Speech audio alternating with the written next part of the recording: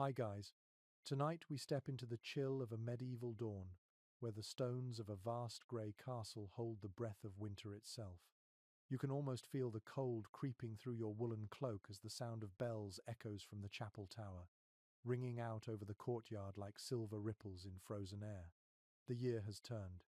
It is Christmas morning, a time of reverence, feasting, and a little mischief that even the holiest cleric secretly enjoys.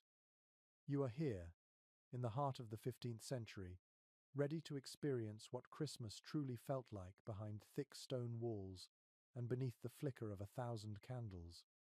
You probably wouldn't survive this world, though. No central heating, no coffee, and definitely no Wi-Fi. Still, there's something magical about it, isn't there? So, before you get comfortable, take a moment to like the video and subscribe, but only if you genuinely enjoy what I do here. And while you're settling in, tell me in the comments where you're listening from and what time it is for you right now. Now, dim the lights. You awaken in the small stone chamber that passes for luxury in a castle. Your breath fogs in the dim air.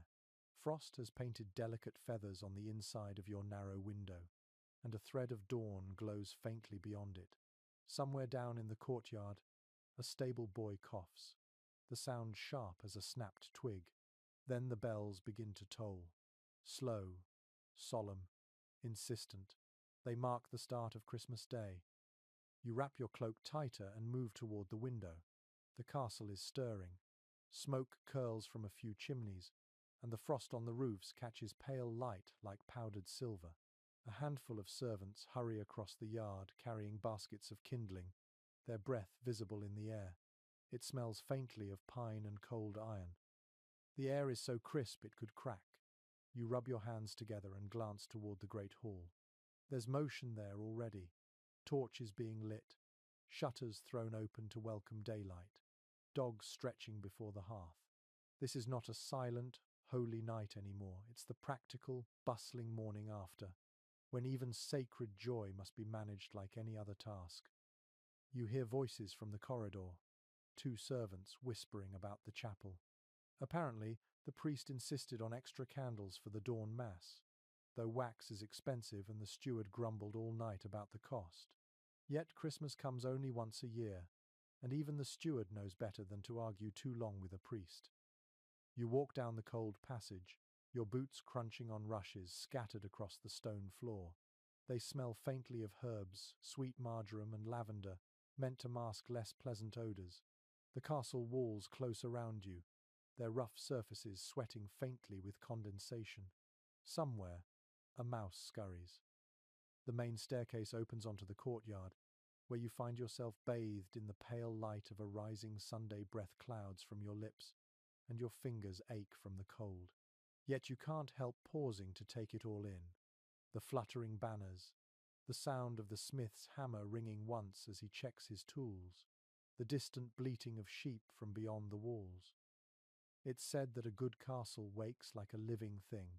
The bells are its heartbeat, the servants are its blood, the lord and lady its mind and spirit. And you, standing here on the threshold of Christmas Day, are both witness and participant in a rhythm that has been repeating for centuries. Up near the chapel, two pages tug at a pine garland heavy with snow. They shake it off and laugh as flakes scatter into their hair. One of them sneezes loudly and is immediately shushed by a stern older maid. She mutters something about keeping reverence on the Saviour's morning. Still, there's a glimmer of warmth in her voice. A historical record tells us that in some English castles around the 12th and 13th centuries, Christmas morning began even before sunrise with the ringing of the Angelus bell, calling everyone to prayer. But not everyone obeyed. Some slept through it, especially after the night's drinking. Others attended more out of habit than faith. Historians still debate whether such early devotions were genuine acts of piety or simply part of the social expectation that held medieval households together. You make your way toward the chapel door. The frost crunches beneath your boots, and you pass a young kitchen boy carrying a bucket of ale to warm by the fire. He gives a quick, nervous bow. You can tell he's new, his tunic's too clean, his hands not yet red from scrubbing pots. The chapel stands slightly apart from the main hall, its narrow windows glowing faintly with the reflection of torchlight. You can smell the resin of pine garlands already hung above the door, mingled with wax and incense. It's beautiful in a cold, austere way. A gust of wind carries a faint sound of music, someone testing a small pipe or flute in the distance. Perhaps one of the minstrels rehearsing for later. The melody is brief and sweet, vanishing quickly into the morning air. Inside, the space feels smaller than you expect, every sound amplified by stone. The floor is damp, and your breath seems to linger longer here. The priest kneels at the altar, whispering in Latin. You catch only fragments, words of joy, words of humility. A young acolyte shuffles beside him, trying not to trip over his own robes. You slip into a bench, feeling the cold seep through the wood. Your fingers brush against a carved cross someone etched there decades ago. The faint scratchiness under your fingertips makes you think of the countless people who've sat here before you, whispering their own worries to the same silent walls. Outside, the bells ring again, longer this time. The sound fills the chapel and seems to settle into your bones. You close your eyes. And then, faintly, you smell something unexpected, sweet smoke, almost floral. Someone must have added rosemary or dried lavender to the brazier, an old custom meant to drive away winter's illness. It was once believed that certain herbs carried the power to repel both plague and bad spirits. Whether or not it worked, the air feels softer, less cruel. As the priest rises to begin the Mass, you glance around the small congregation. Nobles in fur-lined cloaks, servants keeping to the back, children blinking sleepily in the candlelight. Every face glows gold under the flames. And there, for a moment you feel it, that fragile balance between devotion and exhaustion, holiness and human need. The castle may be vast, but in this hour, everyone breathes the same air, listens to the same echoing Latin, and hopes for the same small warmth. The bells fade into silence. The dawn is full upon you now. The first day of Christmas in the castle has begun. The light creeps slowly through the arrow-slit window as the sun climbs higher, painting narrow stripes of gold across the stone walls. You can almost hear the castle yawning awake. In the great hall below, the fires are being coaxed back to life after a long night of embers and ash. The smell of damp wood mingles with the sharp scent of smoke as servants hurry to stoke every hearth before the Lord and Lady descend. You make your way down the spiral staircase, each step uneven and worn from countless feet before yours. The air grows warmer with every turn, and when you reach the bottom, you're greeted by the dull roar of crackling flames and the murmur of voices. The hall feels like the heart of the castle, pulsing with preparation. The first thing you notice is the glow. Candles burn in their sconces, their wax dripping in soft ribbons down iron holders. The great fire pit blazes in the center, smoke twisting up through the opening in the roof. Servants dart in and out, their faces flushed and hair tousled, arms full of wood, linens and garlands. The second thing you notice is the smell: roasting oats, melting tallow, and the faint sweetness of mead warming near the fire. It's comforting, in a rough sort of way. You pause by one of the long tables as a maid spreads fresh rushes along the floor. She hums to herself, a tune both merry and haunting. It's an old carol about the birth of Christ and the turning of the year, one that probably started in a village tavern before ever reaching noble ears. Songs travelled faster than letters back then. At the far end of the hall, the steward stands with a tablet of wax, checking names off his list. His voice cuts through the bustle as he assigns tasks. 2 for the kitchen, 1 for the stables, 3 for the chapel garlands. He's all brisk motion and irritation, though you can tell he's secretly proud of how smoothly it all runs. A curious historical note drifts through your mind. The very idea of a castle Christmas morning was a strange mixture of sacred duty and theatrical pageantry. Records from noble households in the 14th century describe how the day began not only with prayer, but also with performance.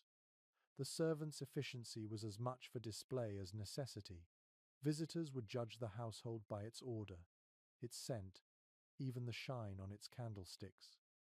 You move toward the fire, drawn by its warmth. Sparks leap like tiny stars, and your skin tingles as the chill fades from your fingers. Nearby, two scullions argue quietly about whether the Yule log should last 12 nights or only one. It's an old debate. Some chroniclers say that keeping the log burning through all 12 days of Christmas ensured prosperity for the coming year. Others insist that only the ashes mattered, to be mixed into the next year's fire for luck. Historians still argue which version came first. The hall feels alive now. A dog pads across the rushes, tail wagging, as a kitchen boy tosses him a crust of bread. A lady's maid hurries through with a basket of clean linens for the upper rooms. Somewhere above, the faint twang of a lute hints that one of the musicians has woken early to tune his strings. You glance up toward the dais where the high table will soon be laid. It's empty for now, the trestles bare, but the servants have already placed a few sprigs of holly along the edges. The red berries gleam against the dull wood like drops of blood. Holly was a favorite decoration because it stayed green when all else died. Some said it symbolized the thorns of Christ's crown. Others whispered it kept witches from crossing thresholds. Both explanations seem to coexist peacefully here. The castle's mistress enters quietly from the side door. She wears a fur-lined gown, her hair braided with ribbons the color of winter roses. The servants bow and part for her as she walks to the fire.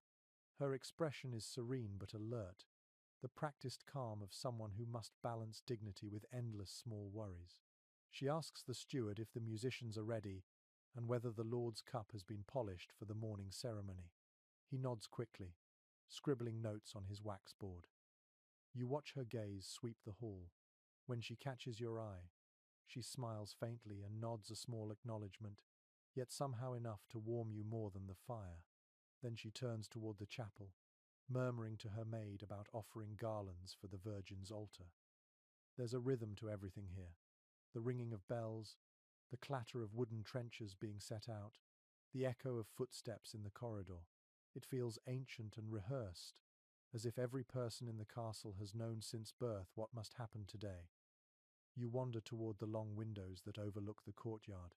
The sunlight outside is pale, but growing stronger. Snow sparkles across the ground like powdered glass. A few stable boys lead the horses to the well, their laughter echoing faintly against the walls. You see steam rise from the animals' nostrils, curling upward like ghostly ribbons. Behind you, someone begins singing a low, melodic chant. A group of kitchen maids join in softly, harmonizing on a refrain about peace and good harvests. Their voices are imperfect but soothing.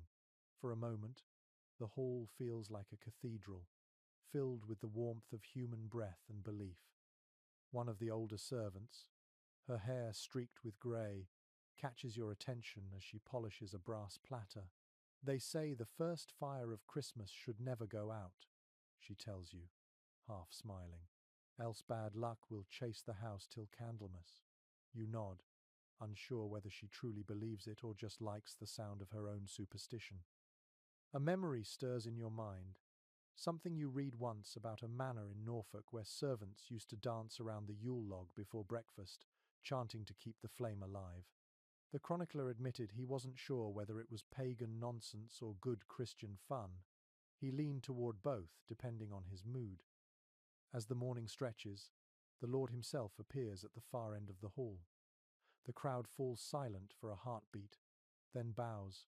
He's tall, broad-shouldered, wrapped in a mantle of deep crimson lined with fur. His boots are damp from the courtyard snow. A gold chain glints at his throat, catching the firelight.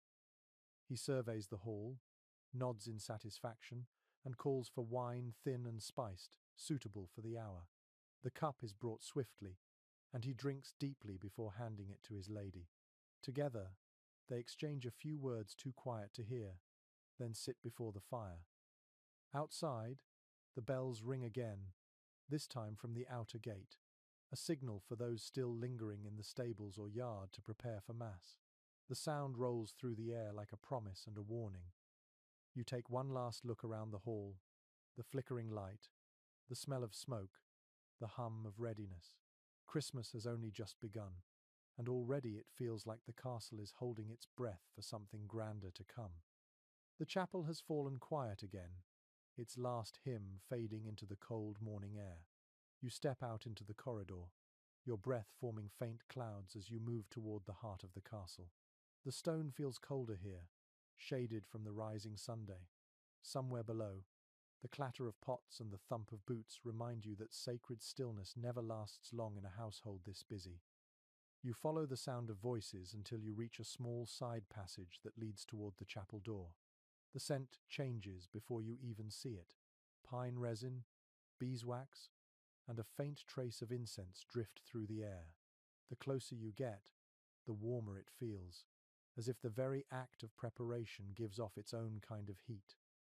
Inside, the chapel looks transformed. What was dark and austere at dawn now glows with an understated beauty. Evergreens have been woven into garlands that hang over the pews. Clusters of red berries add a hint of life to the grey stone walls. A few candles flicker on the altar, their flames mirrored in the polished silver chalices laid out for the morning service. According to surviving records from noble households, decorating the chapel on Christmas morning was one of the most anticipated rituals of the year. It signaled not only devotion, but also the prosperity of the Lord who could afford fresh greenery and good wax. Even the simplest sprig of ivy had meaning. Its twisting form symbolized eternity, while holly represented endurance in hardship. These symbols were drawn as much from pagan reverence for the natural world as from Christian theology. Acolytes shuffle near the altar, their bare feet whispering across the flagstones.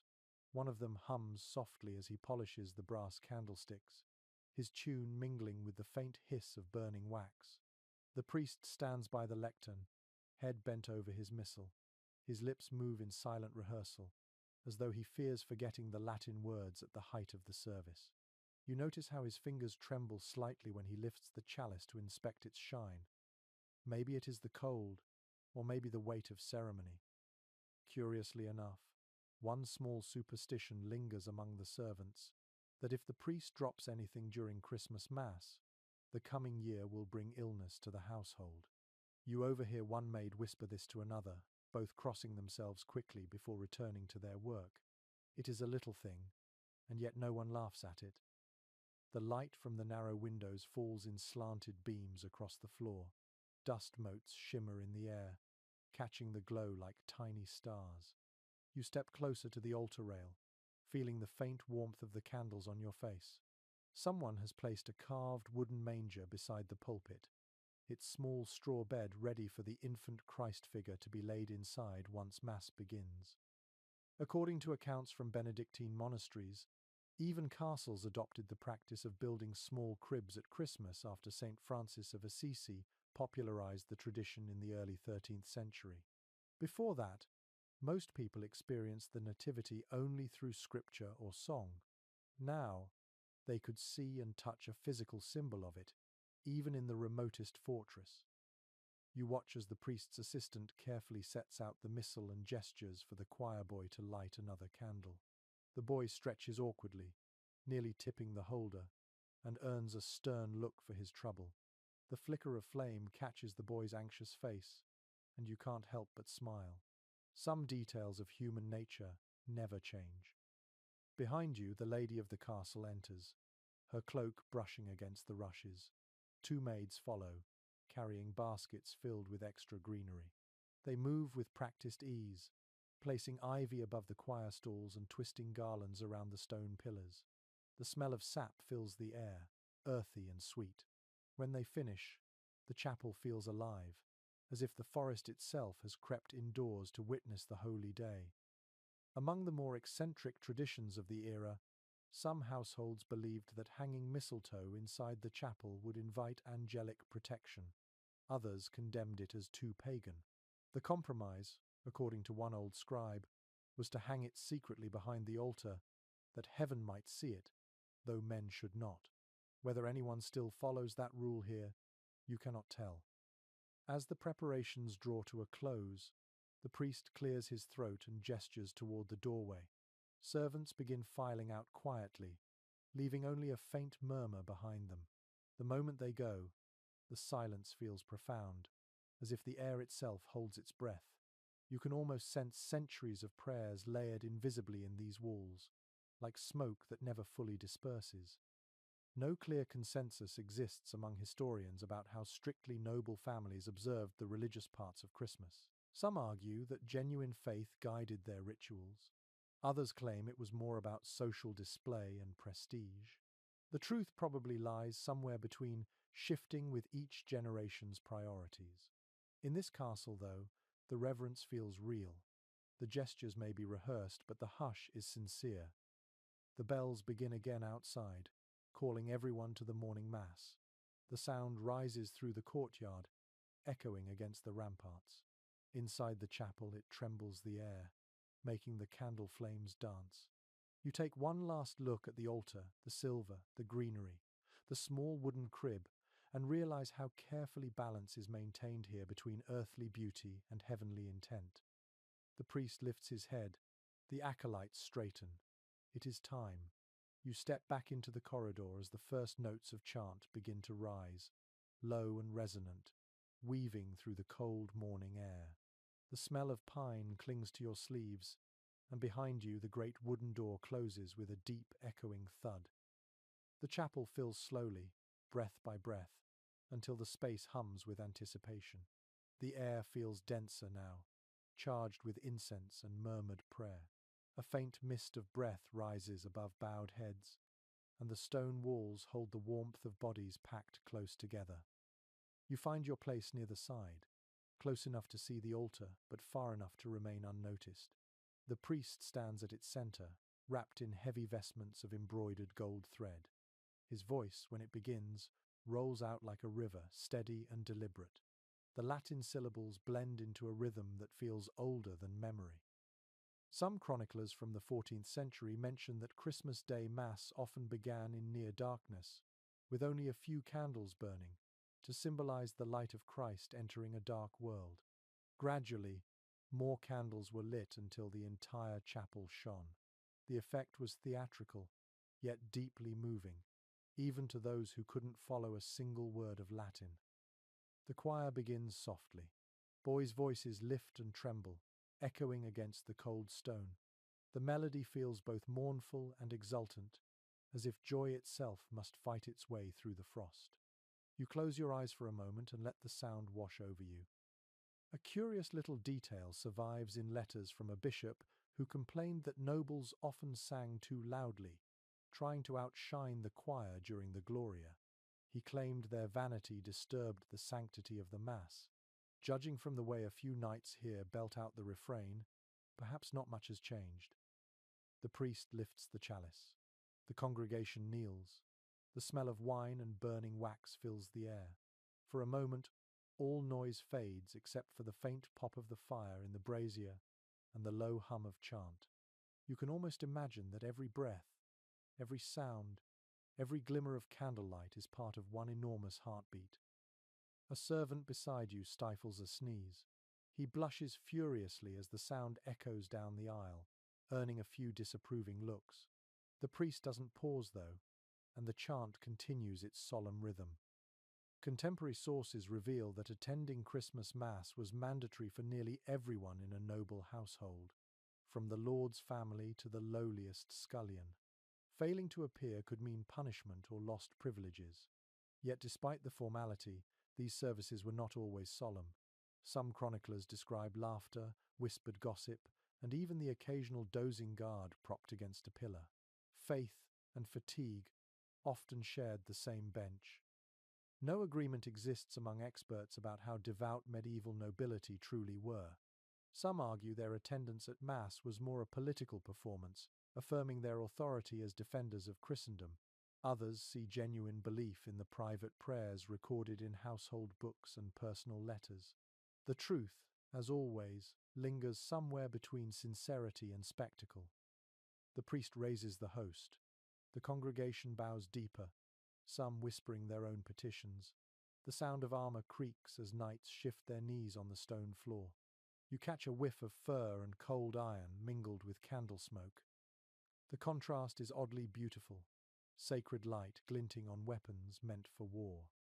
When the organ begins to play, it's little more than a breathy wheeze of air through pipes, yet it fills the chapel like a living thing. The notes tremble and echo, rippling across the crowd. You can feel the vibration in your ribs.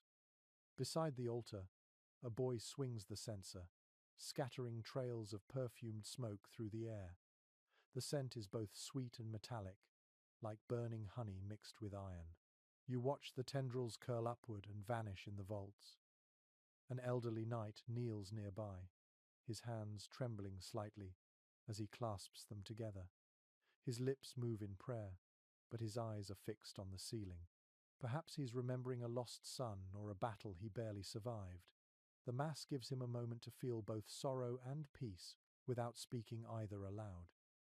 When the final hymn begins, the congregation rises slowly. The chant builds deep and warm, filling every crevice of the chapel until it feels like the walls themselves are singing.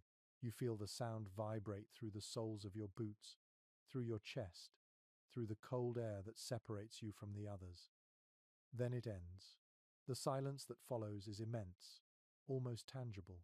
You can hear the faint clink of the chalice being set down, the rustle of robes, a single cough. Outside, the bells begin their joyous peal again. This time, they sound lighter, faster, as if the castle itself breathes easier now that the holy duty is complete. You file out with the others, blinking as daylight strikes your eyes. The courtyard glitters under a thin dusting of snow. The air smells of smoke, pine, and freshly baked bread drifting from the kitchens. The world feels both sacred and practical again. Near the door, a young acolyte leans against the wall, exhaling in relief. "That went better than last year," he mutters. "No one fainted this time." His friend laughs softly. You smile as you pass them, reminded that history, even in its grandest form, is always full of tiny human moments like this. The castle hums with new energy now. Servants hurry back to their posts, cooks shout orders from the kitchens, and somewhere a musician plucks a cheerful tune. The serious part of the day is over. The feasting and laughter are about to begin. The sunlight slants brighter across the courtyard as the congregation spills out from the chapel. The air rings with chatter and laughter, a release of tension after the stillness of worship. You can feel the change in atmosphere almost like a physical shift, as if the entire castle exhales at once. A horn sounds from the inner gate, a bright, brassy note that carries across the yard. Servants pause for a heartbeat, then spring into motion. It is time for the morning gift, the traditional offering from the Lord to his household. This is not charity, though it pretends to be. It is performance, power, and ritual all bound together in silk ribbon. According to chronicles from the 12th century, the morning gift began as a token a husband gave his wife on the day after their wedding, often in the form of land or gold. Over time, noble households expanded the custom, turning it into a Christmas act of generosity from lord to servant. It reminded everyone where their blessings came from. The lord and lady appear on the balcony above the hall doors, wrapped in fur and fine wool. The sunlight catches the embroidery on their sleeves, tiny threads glinting like frost. Below them, the household gathers in rough order, from knights in heavy cloaks to kitchen boys with chapped hands. The steward steps forward with a chest of coins. The lid creaks open, revealing stacks of silver pennies, polished to a dull gleam. The lord raises his hand, his voice clear and deep. He speaks a few words of blessing, then calls the names one by one. Each servant approaches, bows, and receives a small pouch or folded cloth, sometimes even a loaf of fine white bread. Curiously, some accounts note that these gifts were carefully recorded in household ledgers, not for sentiment but for taxation. A servant who failed to appear might forfeit his next week's ale ration, while a knight who refused the Lord's coin could be seen as insulted or plotting. You sense that even kindness here carries weight. Beside you, two young maids whisper excitedly about what they might receive. "A ribbon, perhaps," one says. Last year he gave scarlet thread. The other giggles. Then I shall sew it into my sleeve, so everyone knows I'm favoured. Their laughter is soft and quick, fading as the steward glares in their direction. The gifts continue. A falconer receives a new hood for his bird, a musician, a small pouch of cloves, a guard, a new belt. You notice the difference in how each person bows, the angle of the neck, the duration of the glance. Every movement is both gratitude and performance. Evidence from manorial records reveals that even humble gifts like salt or cloth could hold enormous meaning. Salt, expensive and vital, was a symbol of status and preservation. Cloth hinted at prosperity because weaving required time and labor. What seems small to you would have been treasured in a world where every color and spice cost weeks of work. A hush falls as a group of children are brought forward, the castle's youngest servants, messengers, and pages. The lord crouches slightly to meet their eyes. He presses a small coin into each small hand, smiling as they stammer thanks. For a moment, his voice softens, and the formality slips. Then he straightens again, the mask of command restored.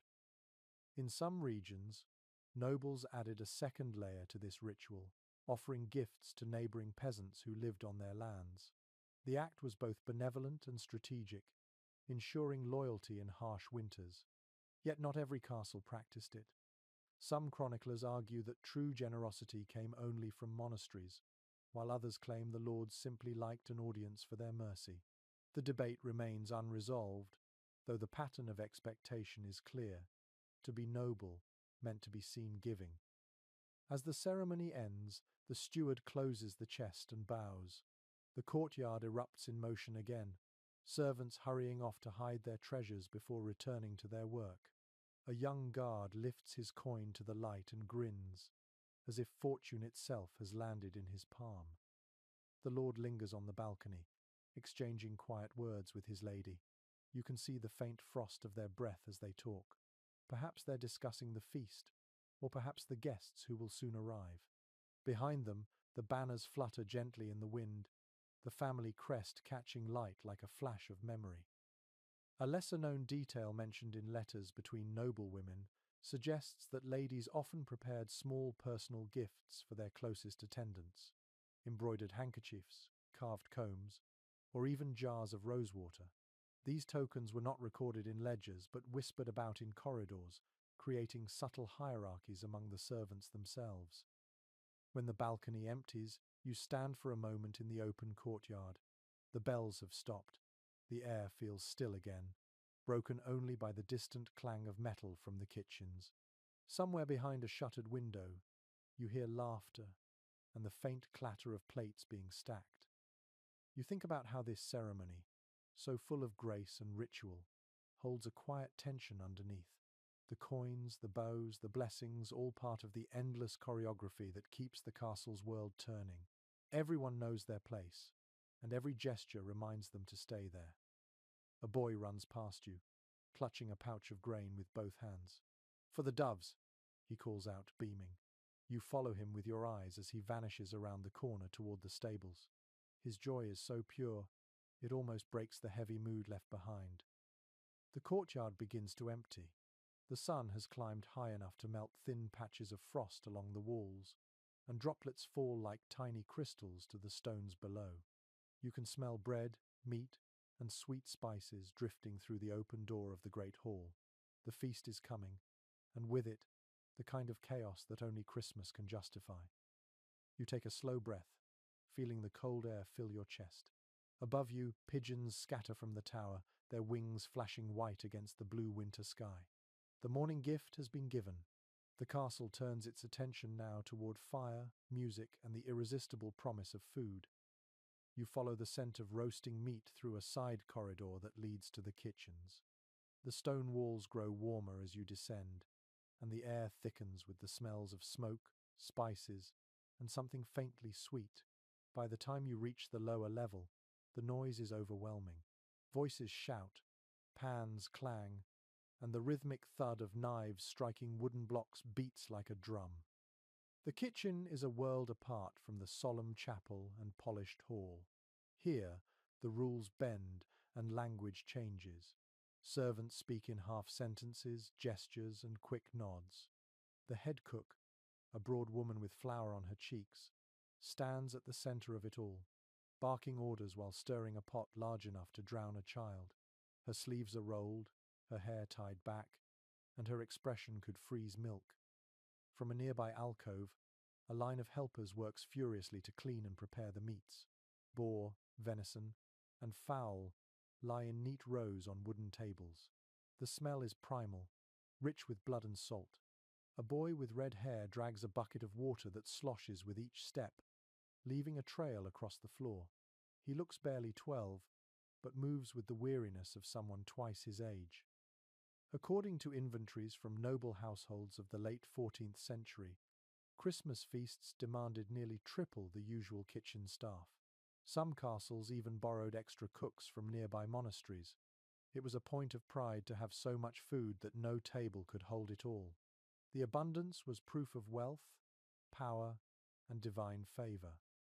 Near the hearth, spits turn slowly, each one bearing a different prize. A whole boar glistens with honey glaze, its tusks wrapped in silver foil. Chickens, stuffed with herbs, rotate beside it, their skin crackling as the fat drips into the fire. The sound is hypnotic, a symphony of sizzling and popping that seems to fill every corner of the room. A curious little superstition survives among the cooks. They believe that if the fire goes out on Christmas Day, bad luck will follow the household for the next year. To prevent this, someone must always keep watch, even through the night. One of the older men sits by the hearth now, poking at the embers and muttering a prayer to St. Lawrence, patron of cooks and martyrs. The air near the ovens feels almost tropical. Sweat runs down faces and soaks through wool tunics. You catch the scent of cloves and cinnamon, their sharp sweetness cutting through the heavy meat aroma. A young woman carries a tray of pies past you, the crusts golden and still steaming. She moves with careful precision, balancing the tray like a holy relic. Contemporary cookbooks, written mostly in French or Latin, reveal a dazzling variety of dishes that appeared on noble tables during Christmas. There were sauces of almond milk and saffron, pasties filled with minced eel, and puddings thickened with wine and breadcrumbs. One manuscript even describes a recipe for mock eggs, small pastries shaped like real eggs, filled with colored sugar and scented with rosewater. Historians marvel at the creativity, though some wonder whether these elaborate inventions were ever more than showpieces. You step aside as a pair of boys hurry past with a roasting pan so large they must carry it between them. The smell that follows is divine. "Peacock," one of them says proudly, "for the Lord's table." You glance back to see the bird, feathers restored after roasting, tail spread in a shimmering fan.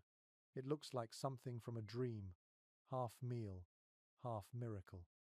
A lesser-known detail in household notes from Burgundy mentions that the feathers of such birds were often reattached after cooking to make the dish more impressive.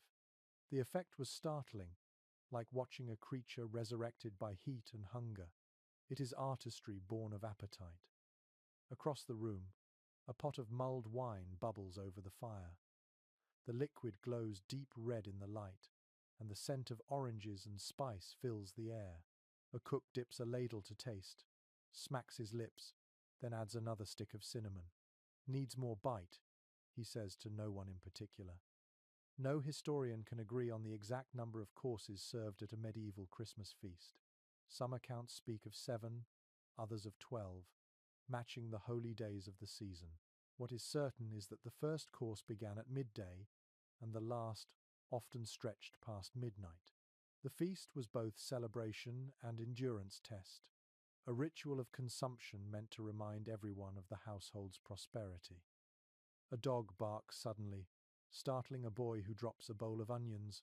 The cook rounds on him with a glare fierce enough to melt butter. "You feed that mutt again, and I'll feed you to the swans," she snaps. The room bursts into laughter, and even she cracks a reluctant smile before turning back to her pot. Despite the frenzy, there is rhythm here, a kind of music in the chaos. You can hear it in the scrape of knives, the hiss of steam, the quick exchange of orders. It feels alive, almost joyful, as if every clatter and clang is part of the coming feast's overture. A young kitchen maid notices you lingering by the door. "Mind your toes," she says with a grin. "They'll roll a barrel through any second." Sure enough, a pair of servants wrestle a cask of ale into the corner, the wood thudding hard against the floor. They pop the seal, and the sharp scent of fermented grain joins the smoky air. You lean back against the wall, letting the heat soak into your skin. For all its chaos, there's a strange peace in watching people work like this. Every motion has purpose. Every person belongs. Somewhere above, the great hall awaits the meal. The cooks move faster now, ladling sauces, trimming edges, testing the heat of the bread ovens. The head cook shouts a final order, her voice cutting through the roar of flames. "No mistakes today," she says. "The Lord's eyes will be on us all." You glance up toward the smoke vent, where sunlight filters faintly through the haze. The kitchen feels like a forge of devotion, fueled by sweat, fire, and hunger. It is not holiness in the way of chapels or saints, but in the way of work, the endless human need to create warmth from the cold. The heat of the kitchen lingers on your skin as you climb back toward the upper levels of the castle. The smell of roasting meats follows you like a loyal hound, curling through the stairwell and mingling with the colder scents of stone and smoke. When you step into the corridor that leads toward the great hall, another aroma greets you, sharp, sweet, and dizzying. It is spice, precious and foreign, the true treasure of Christmas. Inside a small side chamber, you find the spice keeper. Every castle has one, though few outsiders ever see the place. The walls are lined with jars of clay and small chests bound in iron. The air feels almost alive, pulsing with scent: cinnamon, clove, nutmeg, ginger, and pepper. You can taste it on your tongue even without breathing deeply. According to merchants' ledgers preserved in Venice and Bruges, spices were among the most expensive commodities of the medieval world. A single pound of cinnamon might cost a month's wages for a craftsman. Pepper was so valued that it sometimes served as rent or currency. To scatter it freely over meat or wine was a public declaration of wealth. Every granule told a story of ships, deserts, and danger. The steward enters behind you, carrying a small wax tablet. He checks each jar like a banker inspecting gold. His quill scratches faintly as he counts. You notice that every lid is sealed with twine and stamped with a wax mark, proof that no servant has pilfered the Lord's fortune one pinch at a time. Curiously, some household accounts mention that the spice keeper was often the only locked room besides the treasury and the Lord's bedchamber. The temptation was simply too great. A handful of cloves could buy a week of bread. Yet here, the jars remain sealed, their contents destined for today's feast. The steward opens one chest carefully. Inside, strips of dried ginger gleam faintly, pale gold under the candlelight. He nods with satisfaction and gestures for the maid beside him to carry them to the kitchen. Her eyes widen as the scent reaches her. For a moment, she looks as though she's handling relics rather than roots. According to trade maps drawn by Genoese merchants, most of these spices traveled from India or the Middle East, passing through the markets of Alexandria before reaching European ports. Their journey could take years. Each time the cargo changed hands, the price climbed higher. By the time it reached a northern castle, it was worth more than silver. Opinions differ among historians about how accurately medieval people understood where spices came from. Some scholars believe they imagined them growing on faraway mountains guarded by serpents. Others argue that merchants deliberately kept their roots secret to preserve the illusion of mystery. Either way, the idea of distance gave flavor a kind of magic. You lean closer to one of the open jars. The scent of clove hits you sharply, almost stinging your nose. It is warm, intoxicating, and oddly familiar. For a moment it blurs the centuries between your world and theirs. You can almost picture the sailors unloading sacks of it onto cold docks, traders counting coins by torchlight, and cooks in distant kitchens dreaming of how it might taste in their lord's wine. A maid nearby laughs softly as she measures a handful of cinnamon. "Careful," the steward warns, his tone dry.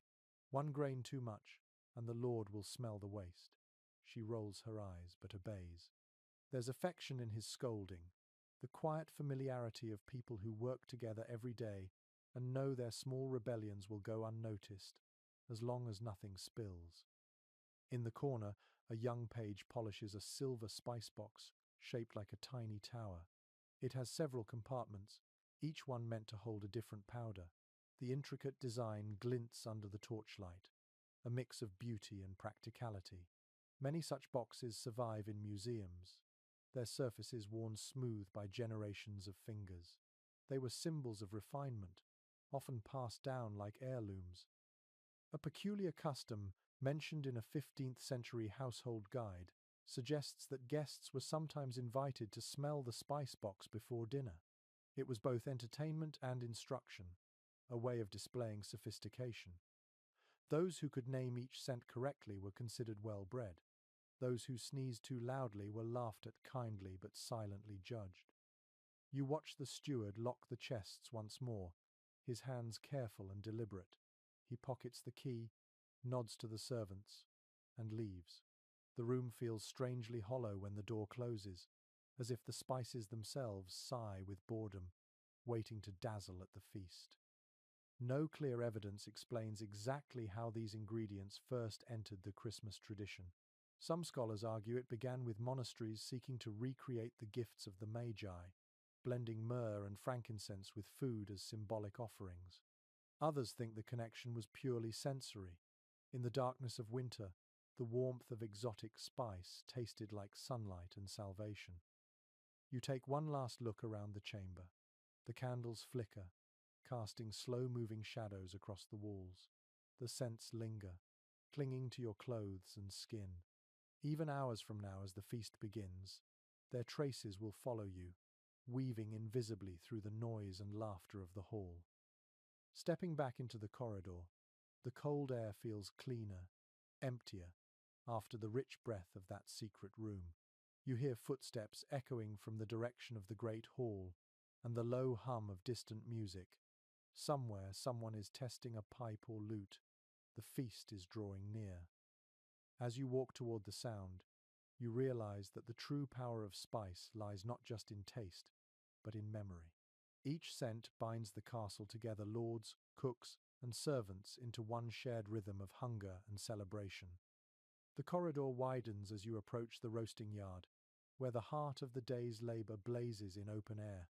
The sound hits you first, a low, rhythmic roar of fire and crackling fat, the chatter of servants, and the bark of dogs circling the edge of the crowd. The air itself feels thick, shimmering with heat that smells of smoke, meat, and wood ash.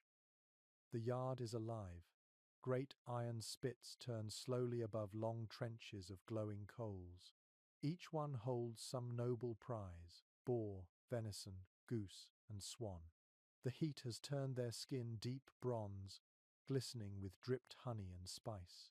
Steam rises in ghostly ribbons toward the grey winter sky. According to surviving accounts from royal kitchens, such outdoor roasting pits were common during great feasts, not only because of their size, but to prevent the smoke from blackening the ceilings of stone halls. Some estates even had temporary wooden sheds built for the purpose, known as feast houses, which could be dismantled once the season ended. The efficiency was impressive, though the smell lingered for weeks. You step carefully through the bustle. Boys with sooty faces carry buckets of water from the well, while older servants tend the fires with long pokers. One man uses a goose feather to brush melted butter over a haunch of venison, humming a tune that drifts somewhere between prayer and drunken song. Nearby, a jester lounges on a barrel, his hat askew, bells chiming as he leans back to warm his hands.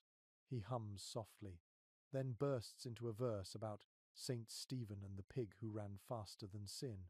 The kitchen boys laugh until the cook throws a spoon at him.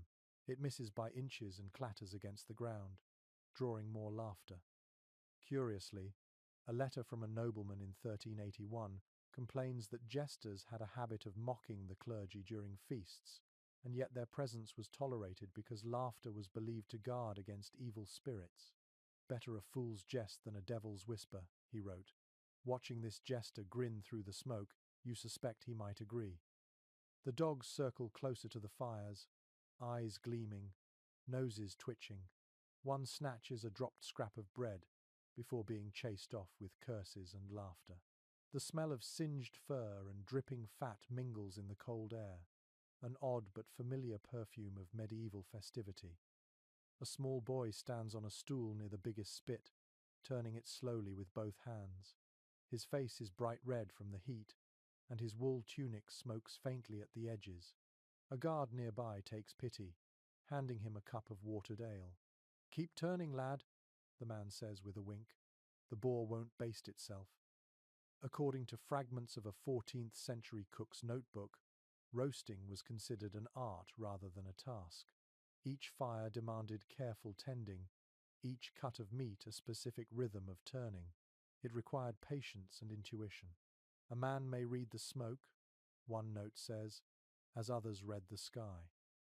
Some scholars still disagree on how often such lavish roasts appeared in lesser castles. While the nobility prided themselves on excess, smaller lords might rely more on stews and pies to stretch their supplies. But during Christmas, even the poorest manor tried to produce at least one roasted animal, for the sight alone spoke of divine favor.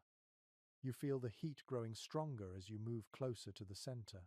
The fires hiss when the cooks ladle wine over the meats, sealing in the flavor and sending bursts of steam skyward. A gust of wind blows the smoke into your face, and your eyes sting as you blink away tears. The world smells of salt, sugar, and fire. In one corner, a servant carves roasted apples to fill the mouth of the great boar that will later be carried in procession to the high table. The fruit glows red against the dark meat, a symbol of plenty and rebirth. "To sweeten the beast," she murmurs, half to herself.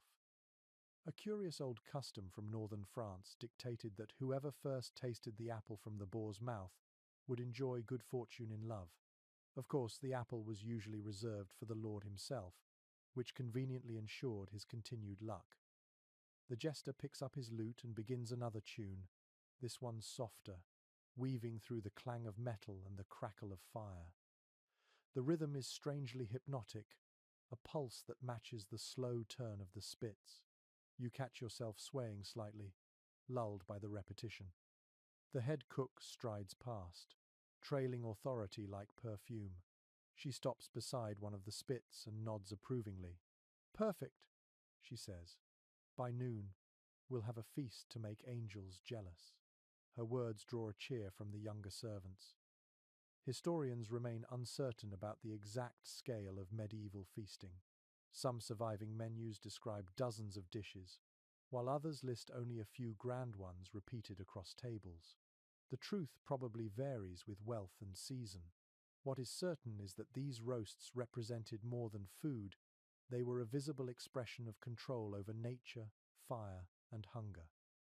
The fires roar louder as another log is added. Sparks leap into the grey air, catching the light like fleeting stars. For a brief moment, the yard looks almost like a forge, where faith and appetite are hammered together into something larger than both. The jester raises his cup and shouts, "To the cooks, the fires, and whatever survives till nightfall." The servants laugh again, the sound bright and human against the endless crackle of flames.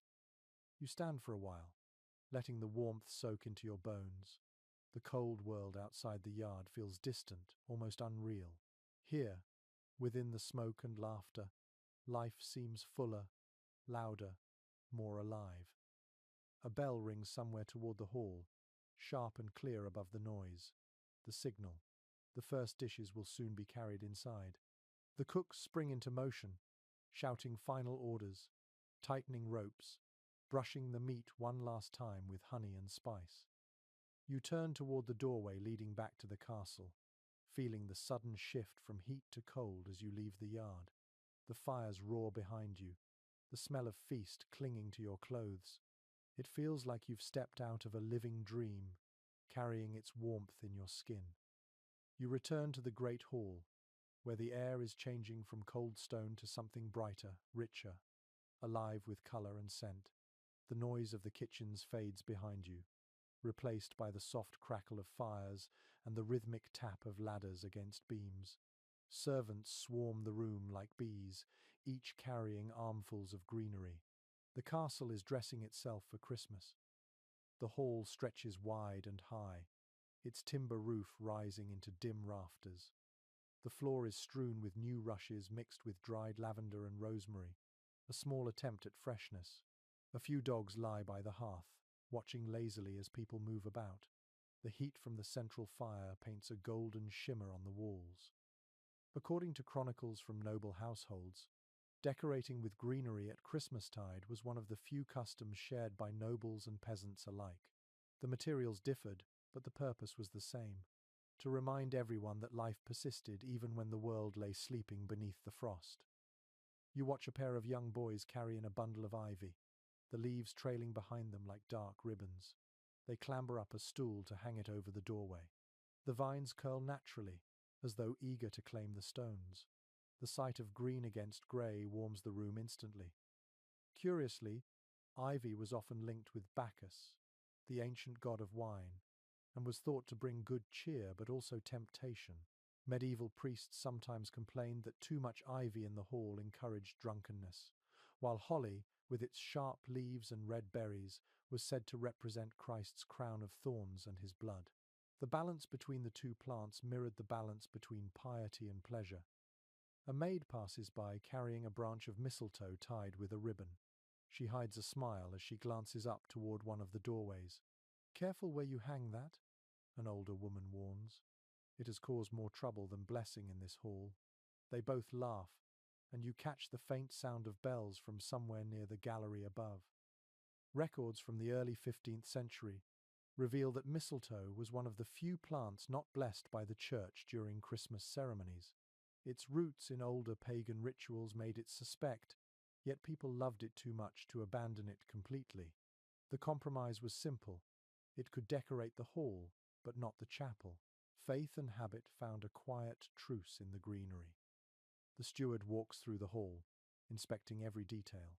He pauses by the dais to adjust the garlands framing the high table, muttering to himself about symmetry. A young servant follows, clutching a bundle of candles, and carefully replaces the melted stubs with fresh ones. The light grows warmer, flickering against the polished wood of the tables. Somewhere near the back of the hall, a carpenter hammers the last of the decorations into place. The sound echoes pleasantly through the room.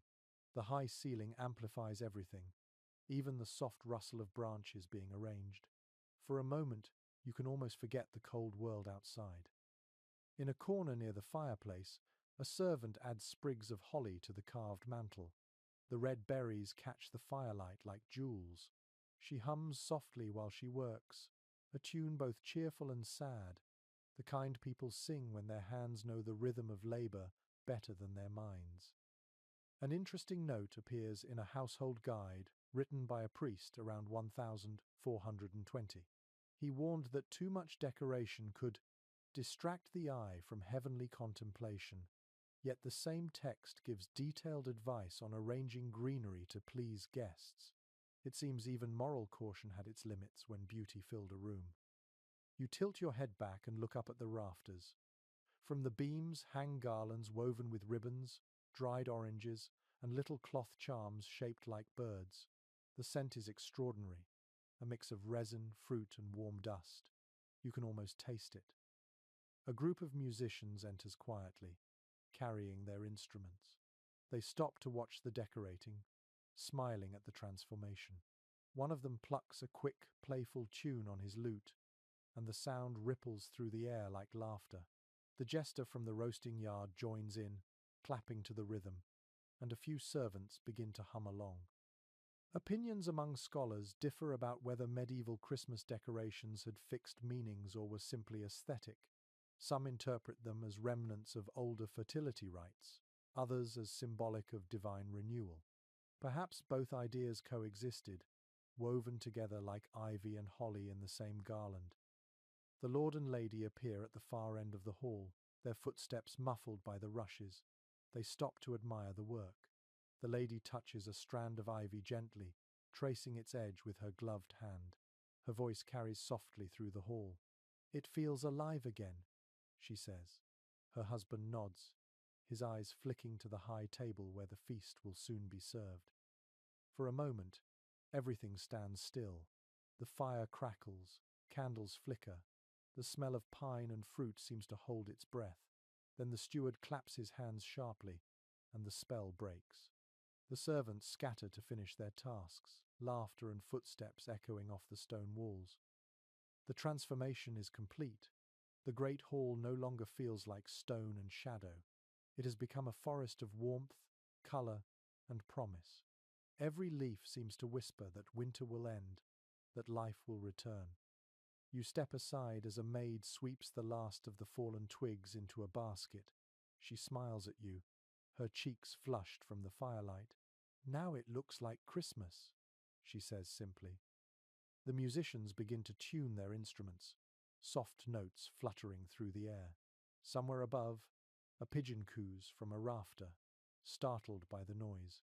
The castle feels alive, every echo a heartbeat. You look toward the high table, now draped in white linen, where golden plates gleam faintly in the candlelight. Soon it will hold the feast, but for now it waits, perfect and still. The great hall has taken on the glow of celebration. The air is warm with firelight and the scent of greenery. But behind one of the screens, another kind of magic is taking shape. The sound reaches you first, a low, uncertain chord that trembles through the air like the heartbeat of a waking creature. Someone is tuning a lute. You step quietly around the corner and find the musicians gathered in a small alcove lit by a single candle. Their faces are flushed with concentration. A man plucks at a harp string, adjusting the tension with delicate fingers, while a woman beside him tests her voice in a soft hum. Two boys crouch near a drum, tightening its chords, their breath fogging faintly in the chill air. According to records kept by court stewards, musicians in noble households often rehearsed in secret before major feasts. A wrong note during dinner could offend a guest or, worse, ruin the mood of the hall. Their music was not mere entertainment, but a tool of diplomacy, meant to flatter, to soothe, or to remind listeners of the Lord's refinement. You lean against the wall, listening as they practice.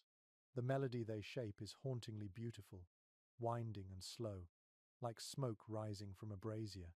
The sound seems to cling to the stones themselves. The harp's high notes shimmer, the drum thrums softly underneath, and then the voices join clear, calm, and unhurried. Curiously enough, some surviving manuscripts reveal that musicians often borrowed their melodies from old folk songs, polishing them into something fit for noble ears.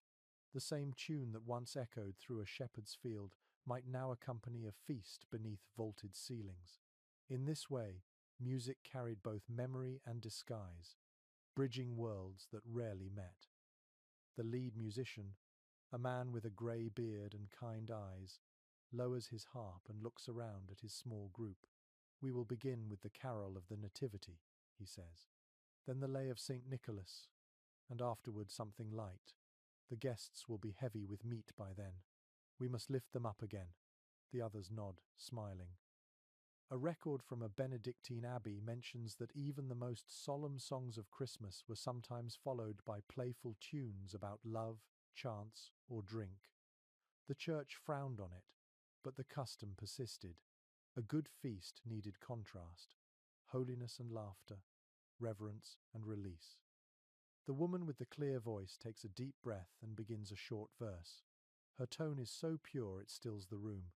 The men exchange looks of quiet pride.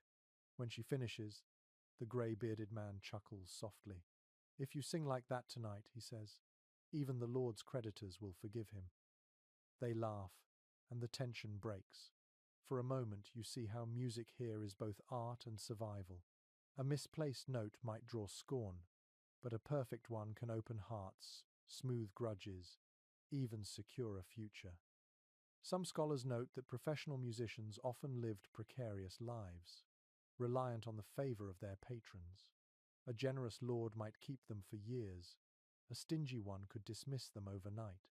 Yet their art outlasted them, written in ink that carried across generations. The songs that filled halls like this would travel on to courts, villages, and later centuries. You shift slightly, the floor creaking under your boot. The youngest boy glances up, startled.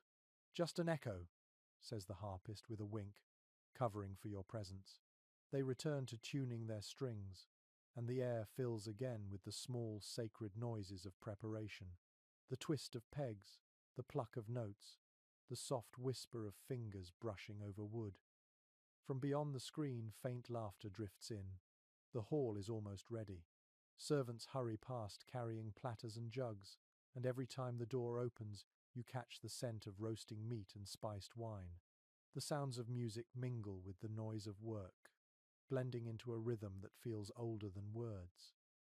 According to a letter written by a minstrel in 1375, the best performances came when no one noticed the shift from silence to song. The music was meant to rise naturally, like dawn breaking across a field. A melody, he wrote, should enter the heart as quietly as sleep. You listen as the group tests that idea.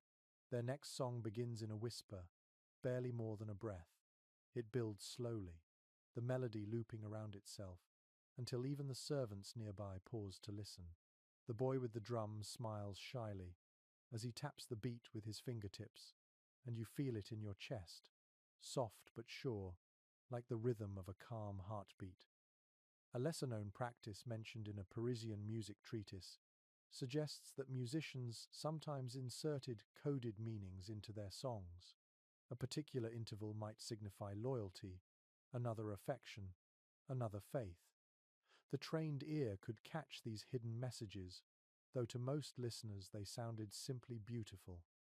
When the rehearsal ends, the musicians fall silent for a moment, savoring the stillness they've created.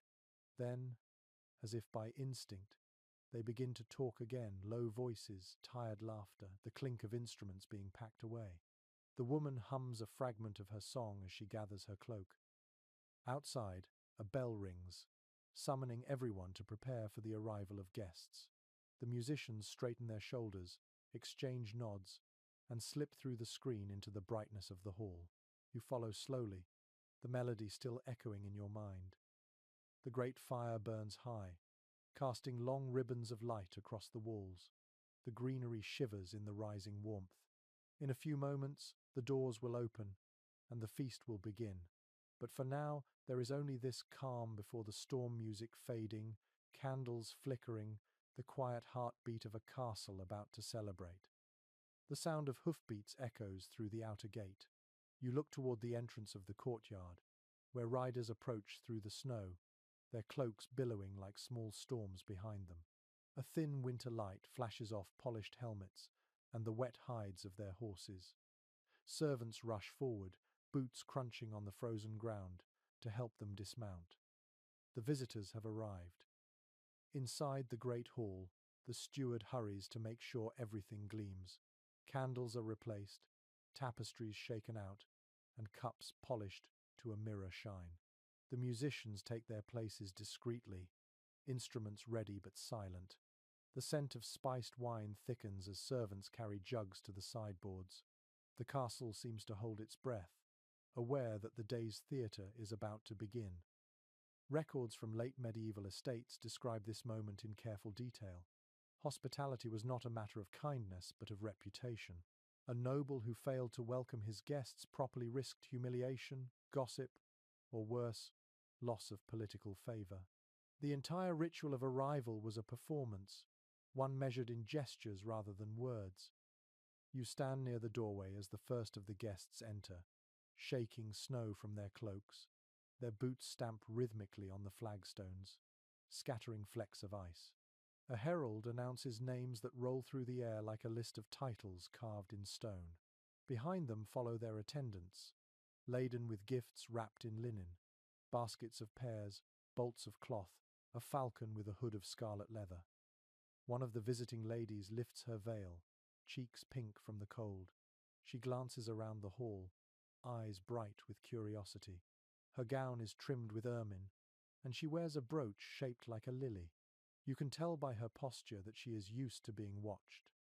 According to accounts by chroniclers, noble households often turned these gatherings into silent competitions of wealth. The gleam of metal thread, the number of retainers, even the color of a cloak could be calculated displays of status. Every guest arrived to be both honored and measured. Curiously enough, an old etiquette manual from Burgundy warns hosts not to appear too eager in their welcome, as it suggested weakness. The ideal greeting was graceful but restrained.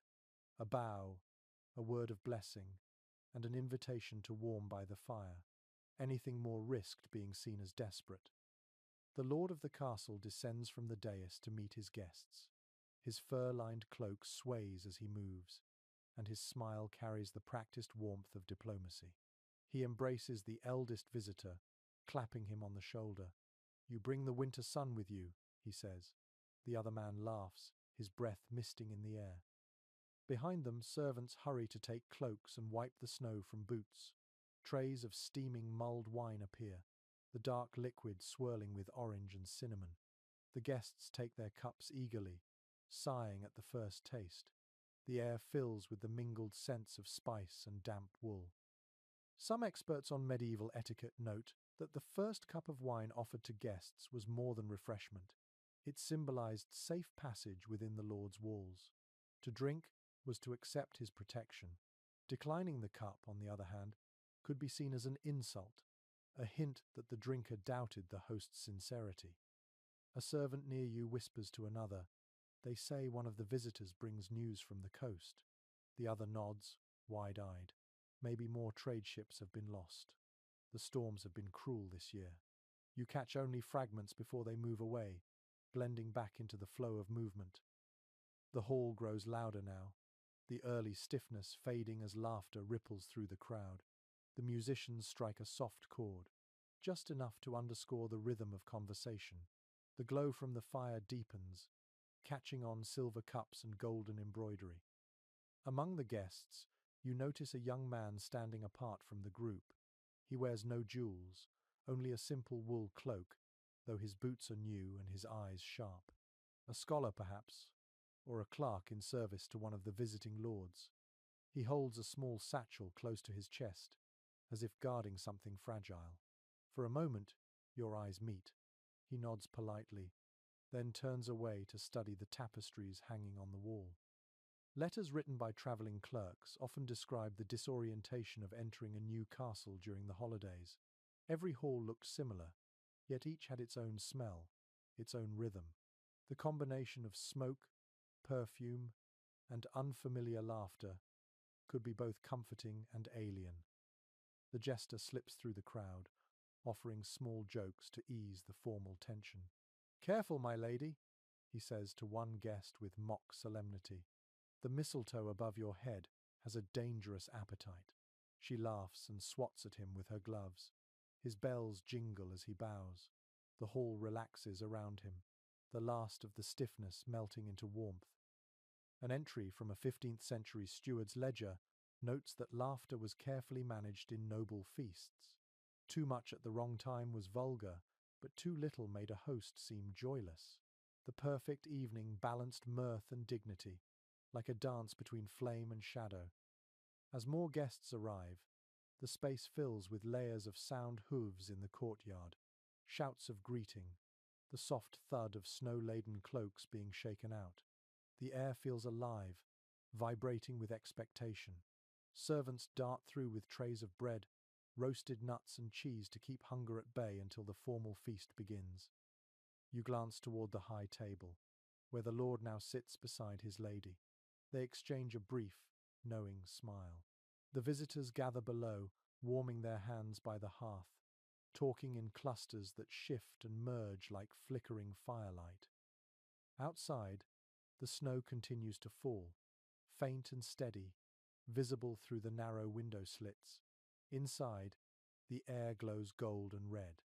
The world beyond these walls might be cold and silent, but here it hums with life. One of the musicians begins to play again, a gentle tune that sounds like laughter turned into sound. The guests pause to listen.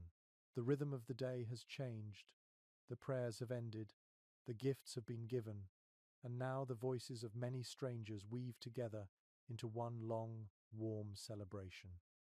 The doors at the far end of the hall swing open, and a sudden burst of sound fills the space. Trumpets blare, sharp and triumphant, cutting through the hum of conversation. Every head turns. The smell of roasted meat, smoke, and fruit rushes in from the corridor beyond. Servants appear in a procession, moving with the solemnity of priests. At their head, 4 men carry a great silver platter draped in linen. On it rests the centerpiece of the feast, the roasted boar's head. The sight is extraordinary. Its tusks are polished until they gleam, and its mouth is stuffed with a red apple that glows like fire in the candlelight. Around the platter, sprigs of rosemary and bay leaves form a wreath of green, and a few gilded nuts glint among them like hidden coins. Steam rises faintly from the skin, shimmering as it meets the colder air of the hall. According to descriptions from 15th century feast books, this ceremony was more than a meal. It was a ritual of power and fortune. The boar's head symbolized courage, victory, and abundance. In some places, it was believed to carry away bad luck from the household for the coming year. The larger and more splendid the head, the greater the blessing. The musicians strike up a bold tune, their lutes and pipes twining together with the brassy echo of trumpets. The melody is both stately and joyful. Servants walk in rhythm, eyes fixed forward, careful not to stumble on the rushes underfoot.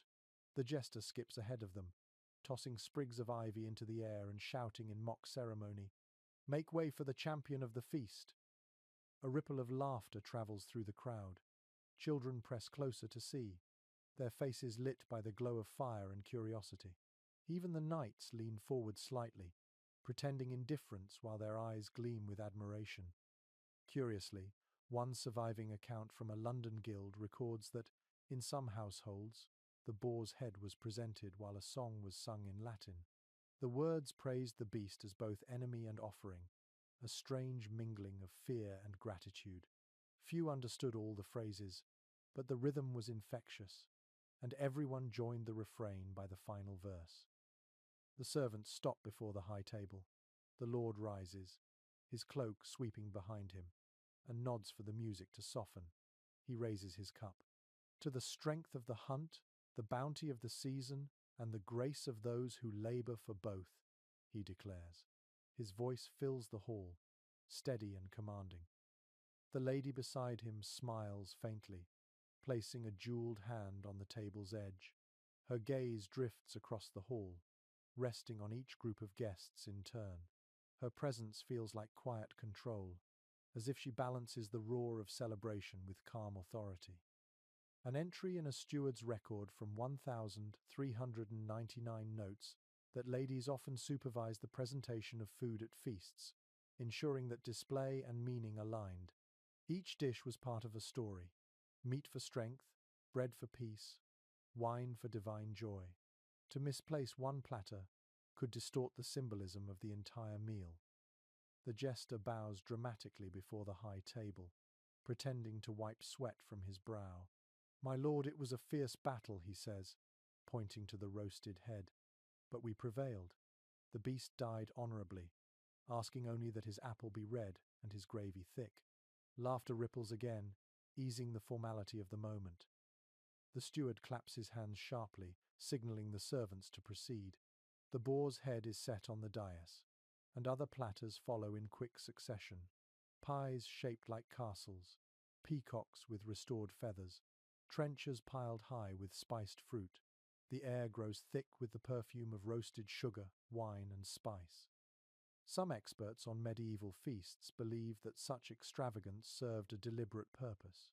In a world where scarcity was common, abundance became spectacle. To feed guests beyond reason was to show divine favor. The host became almost priestly, offering a temporary vision of paradise through food. You watch the guests as the dishes are placed before them. Their eyes widen with delight and hunger. One man traces a finger over the gold-dusted crust of a pie before daring to cut it open. The scent of meat and herbs bursts forth like trapped sunlight. A peculiar note from a cook's manuscript in York mentions that the pastry shells of some display pies were not meant to be eaten at all. They were hardened to act as serving vessels, shaped and painted like sculptures. Inside, layers of roasted meat and fruit waited to surprise whoever was bold enough to cut them. It was both art and temptation. The music swells again as wine is poured into silver goblets. The hall feels almost alive, pulsing with rhythm and warmth. You can hear laughter, the clink of cups, the hiss of steam as another platter is set down. For a moment it seems that the fire itself keeps time with the music. Somewhere near the back, a young servant crosses himself nervously before carrying a tray of delicate pastries to the Lord's table. They are shaped like stars, their centers filled with almond paste. He moves slowly, almost reverently, knowing that one misstep could ruin the display. A few scholars still debate whether the famous Boar's Head Carol originated in these ceremonies or in later college feasts. The earliest versions date back to the 14th century, but melodies tend to travel, like wine poured from one cup to another. What remains clear is the joy of the moment, the blending of ritual, music, and appetite. The first slice is taken, the crowd cheers, and the feast begins. Servants rush forward with knives and platters, carving and serving in a blur of motion. The air thickens with heat and noise, yet beneath it all runs a quiet harmony, as if centuries of repetition have perfected this dance. You sit back, watching the scene unfold, candles flickering on faces flushed with wine, the glitter of gold on sleeves, the swirl of green garlands against dark stone. The smell of roasted meat and fruit seems to wrap the entire hall in one long, delicious sigh. It is still morning, but time has lost its meaning. The world outside may be frozen and grey, yet inside these walls, everything burns bright. The noise in the great hall grows into a living thing, a tide of voices, clinking cups, laughter, and song. The tables stretch from end to end, covered with white linen, pewter plates, and trenchers of bread that serve as both dish and napkin. Steam rises from platters of meat, while the sweet scent of honey and roasted fruit lingers in the air. The fire roars in the center of the room, throwing sparks toward the rafters where garlands of ivy sway gently in the heat. You find a seat among the lower tables, near the middle of the hall. The servants have begun circulating with pitchers of wine and ale, their movements swift and graceful despite the crowd. The first cup tastes rich and slightly spiced, warm enough to chase the cold from your fingers. The second arrives before the first is half empty. According to household ordinances written for English nobility in the 14th century, feasting followed strict etiquette. Each person had a fixed place according to rank, and each course was served in order, beginning with the lord at the high table. Food travelled downward, both literally and socially. By the time it reached the lower benches, the dishes were cooler and smaller, yet no one complained. To eat at all in the hall of a great lord was an honour. The steward calls out the first course, his voice rising above the noise. Servants approach the dais with practiced steps, setting dishes before the lord and lady. Roast goose, venison in wine sauce, almond pudding, and pies filled with minced meat. The aroma drifts across the room, drawing sighs of approval. A curious note from a French chronicler claims that, in some households, guests were expected to express delight audibly at each course. Silence was considered impolite. The louder the exclamations of admiration, the more the host's generosity was affirmed. The result must have sounded less like polite dining and more like a theatre of gratitude. You glance around at the faces nearby. A knight in worn armor eats quickly, as if still on campaign. Beside him, a merchant's wife smiles shyly at the unfamiliar luxury. Across from you, two servants whisper jokes to each other, careful to keep their laughter soft. The feast gathers everyone into one breathing, noisy organism, bound together by food and warmth. The musicians strike up a tune, lively but not too loud, and the rhythm of conversation begins to match it. The sound of knives on trenchers becomes almost musical. You tear a piece of bread to soak up the juices of roast lamb and notice how the flavors cling to your fingers, heavy with spice and salt. A peculiar custom mentioned in a letter from a courtier suggests that guests often used their bread trenchers to gauge how much they had eaten. The soaked remains at the end of the meal were given to the poor waiting outside the gates, a gesture of charity disguised as practicality. You imagine the cold hands reaching gratefully for what remains of such splendor. One of the servants sets a platter of roasted root vegetables before you, glazed in honey and herbs. The sweetness mingles with the salt of the meat. It is a simple dish, yet it feels luxurious in its abundance. Around you, the hall vibrates with energy. Cups are lifted, hands gesturing, music weaving between conversations like smoke. No two feasts were ever alike. Some lasted hours, others stretched into the night. Chroniclers disagree on how many courses were customary, but all agree on one truth. The feast was less about eating than about belonging. To share the table meant to share the Lord's favor, to exist for a night in a world where hunger and cold were banished. At the high table, the Lord raises his cup, and the noise softens into expectancy. To Christ's birth and the peace of this house, he says. His voice carries easily. The hall answers with a roar of Amen, followed by a crash of cups on tables. The toast ripples outward like a wave, reaching even the farthest corners where the servants stand. You sip your wine again, feeling its warmth bloom through your chest. The taste of cloves lingers on your tongue. The light from the fire glints off the metal cups, turning every droplet into gold. A record from an abbey feast tells of a similar moment when silence fell briefly across the room after a toast, as if everyone, drunk or sober, suddenly remembered why they gathered. Food, after all, was only the surface of something deeper. Behind every bite was gratitude for survival, a prayer that another winter would pass without famine or plague. Across the hall, the jester leaps onto a bench and begins to sing. His voice cuts through the air like a trumpet, high and mischievous. He invents verses as he goes, rhyming noble names with questionable metaphors. The guests laugh until tears run down their faces, and even the steward hides a smile behind his hand. A young serving girl passes behind you, balancing a tray of sweet tarts filled with dried figs. One slips, but she catches it at the last moment, earning a quiet cheer from those nearby. She blushes and hurries on. The scent of sugar and fruit trails in her wake. Some scholars have pointed out that laughter at feasts served a specific purpose. It reinforced unity. To laugh at the same joke, to share the same food, to drink from the same cup, was to acknowledge one's place within the fragile order of the world. Even for a few hours, everyone belonged. The fire pops, sending a burst of sparks into the air.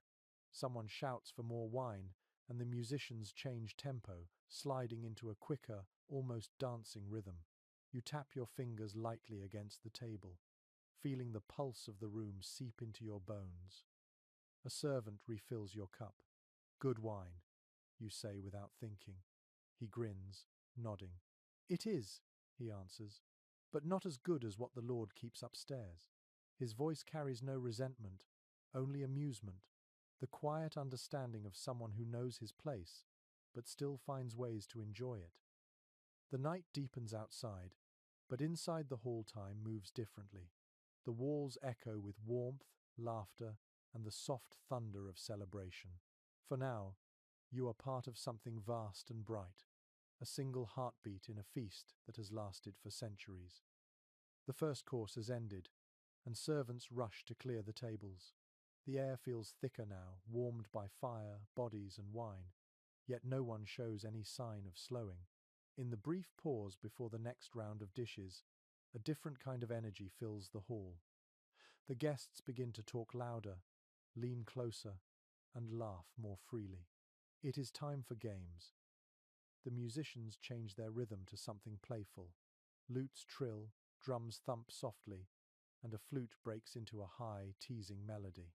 The jester, already flushed from drink, leaps onto a stool near the hearth and calls out, Gentlemen, ladies, and brave eaters of questionable pies, let us test whose wit is sharp enough to cut venison.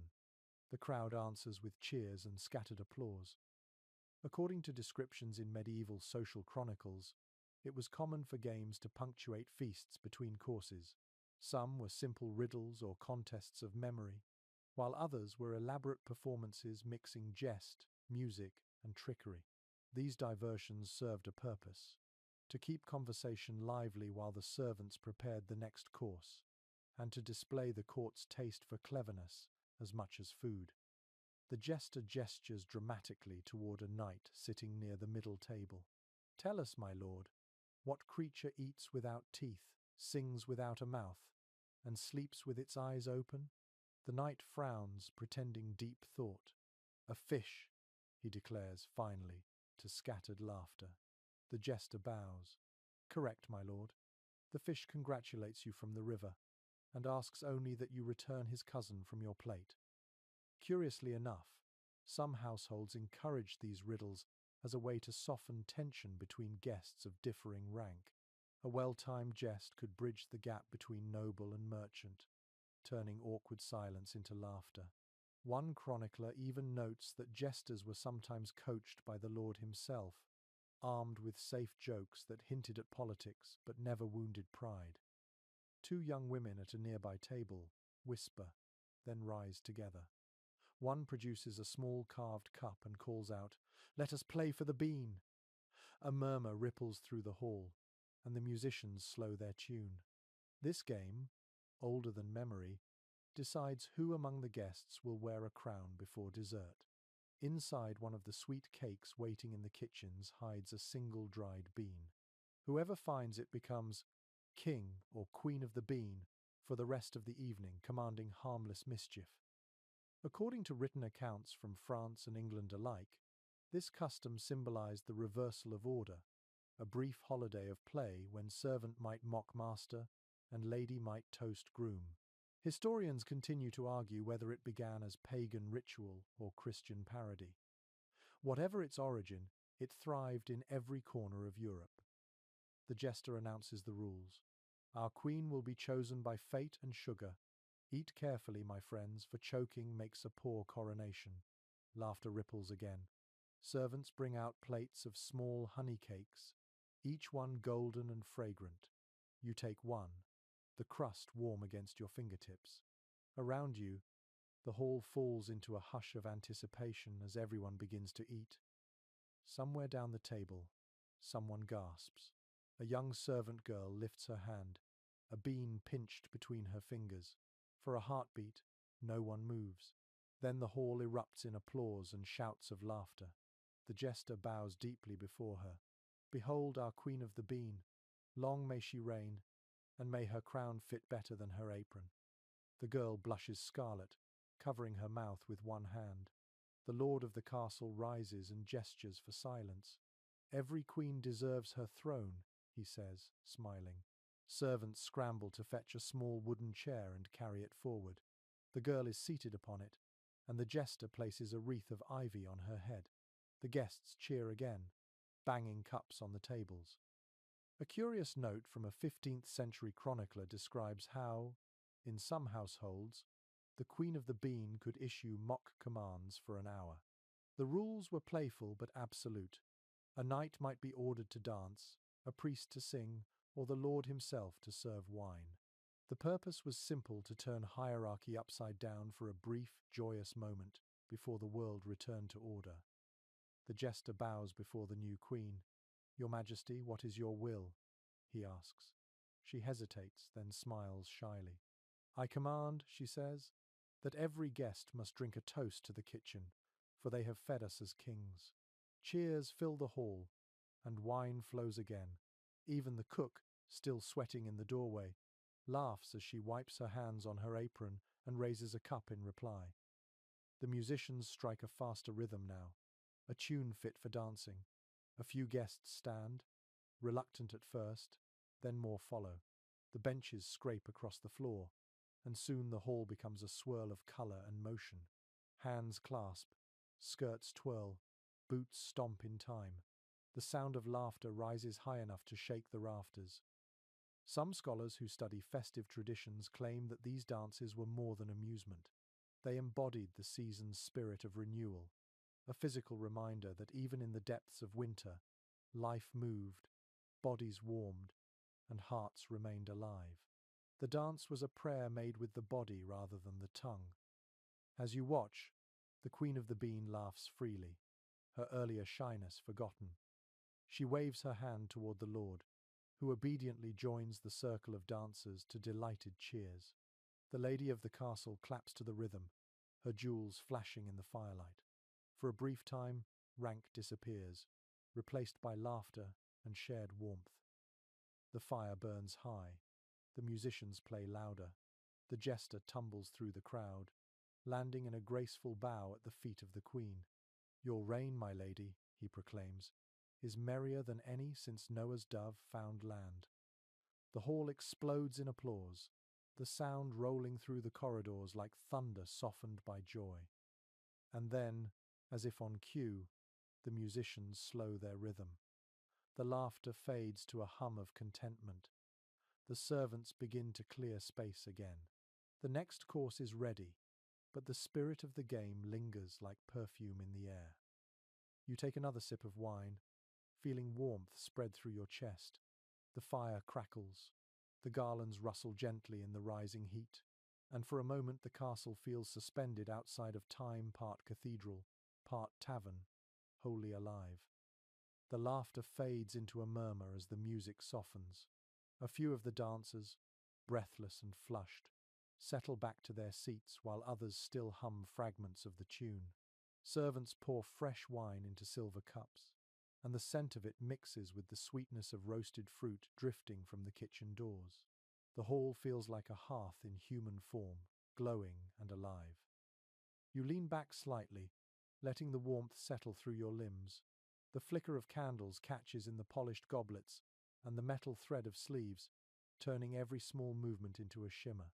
The next course arrives, carried by servants in quick succession. Roasted quails, trout wrapped in herbs, and custard baked in delicate pastry shells. The steam rises like incense, perfumed with cinnamon and orange peel. According to the surviving menus of great houses, the middle courses were the moment of indulgence, when the finest spices and the richest sauces appeared. The early solemnity of prayer and etiquette gave way to laughter, loosened tongues, and small mischiefs. Conversation grew bolder as the goblets emptied faster. The jester reappears, his bells jingling faintly as he lifts a cup to the Queen of the Bean, who still wears her crown of ivy. "Your Majesty," he says grandly, "how fares your kingdom?" She laughs, nearly spilling her drink. The crowd claps, and another round of toasts begins, this time without any prompting. A curious letter written by a traveller in 1410 tells of similar revelry. He describes how a single feast could shift from sacred gratitude to near chaos, as if the spirit of celebration possessed the hall itself. Yet, he adds with amusement, the morning after always returned to order, for even joy must pay rent to discipline. A servant sets a bowl of poached pears before you, glistening with wine syrup. The taste is both sharp and sweet, the fruit soft enough to melt on your tongue. Around you, the noise rises again. A knight begins to sing a ballad, badly off-key but loudly enough to earn laughter and applause. The jester joins him, adding ridiculous verses that turn the story of chivalric love into comic disaster. Somewhere at the back of the hall, a monk in a plain wool robe shakes his head with mock disapproval. Yet when a cup is passed to him, he drinks all the same. His face relaxes into a grin that seems to surprise even himself. It was common, according to monastic records, for invited clergy to attend feasts in noble houses during Christmas. Their presence reminded guests of spiritual order, but their participation in drink and laughter reminded everyone that holiness was still human. Historians remain uncertain how often such visitors truly maintained restraint, judging by the monks' rosy cheeks, perhaps not often enough. A few servants at the far end of the hall begin a small game of dice, half hidden behind a pillar. The soft rattle of bone on wood is barely audible above the music. When one of them wins, he grins so broadly that even the steward cannot pretend not to see. Instead of reprimanding them, the steward simply shakes his head and turns away. Even order has its limits on Christmas night. In a corner near the hearth, a group of women trade stories. One speaks of a goose that escaped the kitchen and took refuge in the chapel, refusing to leave until Mass ended. Another swears she once saw a loaf of bread rise twice its height after being sprinkled with holy water. Their laughter ripples through the air, a gentle counterpoint to the louder voices of the men. According to a small collection of household letters from the 15th century, such storytelling was an expected part of any feast. Nobles valued wit as much as bravery, and a clever anecdote could earn as much admiration as a duel. A lady's tale of kitchen miracles might seem trivial, but in truth, it reminded everyone that life's humour often hid among its labours. The jester hops up on the table again, balancing easily despite the cups and plates. "A toast," he declares, "to all who serve and all who sin, for neither can exist without the other." The crowd roars with approval. A few guests pound the tables in rhythm, and someone begins to clap along with the beat. Servants bring out pitchers of mulled ale, darker and stronger than the earlier wine. The smell fills the hall, earthy and thick, with hints of nutmeg and ginger. You take a sip, and the warmth spreads instantly through your chest. The heat, the sound, and the laughter blur together into something drowsy and dreamlike. Researchers who study medieval feasts still debate whether the alcohol was as potent as modern drinks. Some argue that constant fermentation made it weaker, others that the prolonged boiling of spices concentrated its effect. Whatever the case, the flushed faces and loosened smiles around you tell their own truth. As the night deepens, conversation grows more tangled. Someone challenges the jester to recite Latin prayers backward. He obliges, substituting nonsense words that make even the priest double over laughing. A guard dozes against the wall, his head tipping toward his shoulder. Two dogs curl beneath the table, licking crumbs from the rushes. A lady at the next table leans close to you, her voice low and warm. "They'll still be singing when dawn comes," she says with a smile, "and by then, no one will remember which song began it." She raises her cup in a quiet toast. You nod and return it. The wine glows in the firelight, catching sparks of gold within its red depths. The musicians begin another tune, slower now, almost wistful. It winds through the room like a sigh, softening voices and calming the rhythm of the night. The Queen of the Bean slips off her crown and sets it on the table beside her, watching the dancers with half-closed eyes. The jester bows deeply toward her, his bells whispering faintly, and for the first time this evening, his grin fades into something almost gentle. The hall is quieter now, only the crackle of the fire and the low hum of conversation remain. You take one last sip of ale, tasting spice, smoke, and sweetness, all mixed into one long memory of warmth. Beyond the high windows, snow continues to fall unseen, softening the world outside. The air in the hall is dense with warmth and the faint sweetness of wine-soaked wood. The candles burn lower now, their flames bending slightly in the faint current of air from the open kitchen door. The great feast has reached its middle hours, when laughter turns slower, smiles deepen, and the haze of satisfaction softens the sharpness of formality. At the centre table, the Lord leans back in his chair, watching the guests with quiet amusement. His cup is empty, and he gestures lazily for it to be filled again. The lady beside him whispers something that makes him laugh softly, a sound that carries easily over the hum of the crowd. Then, as if by unspoken agreement, the musicians fall silent. The jester steps forward, his bells barely ringing. It is time for the ritual that everyone has been waiting for, the choosing of the Queen of the Bean's companion, her momentary king. The crowd hushes. The Queen, her ivy crown now slightly wilted, sits tall in her chair. The jester makes an elaborate bow. "My lady," he says, "it is tradition that you name one to share your noble burden. Choose wisely." for he will obey every order you give until the candles burn low. The hall erupts with teasing whispers. Faces turn expectantly. The queen smiles shyly, glancing along the rows of faces. Then, to the delight of the crowd, she points to a middle-aged knight whose armor still glints faintly from earlier duties. He startles, then bows with mock gravity, pretending to adjust an invisible crown upon his head. The hall bursts into cheers. According to descriptions in contemporary diaries, the tradition of the King and Queen of the Bean was both playful and symbolic. For a brief time, social order reversed itself.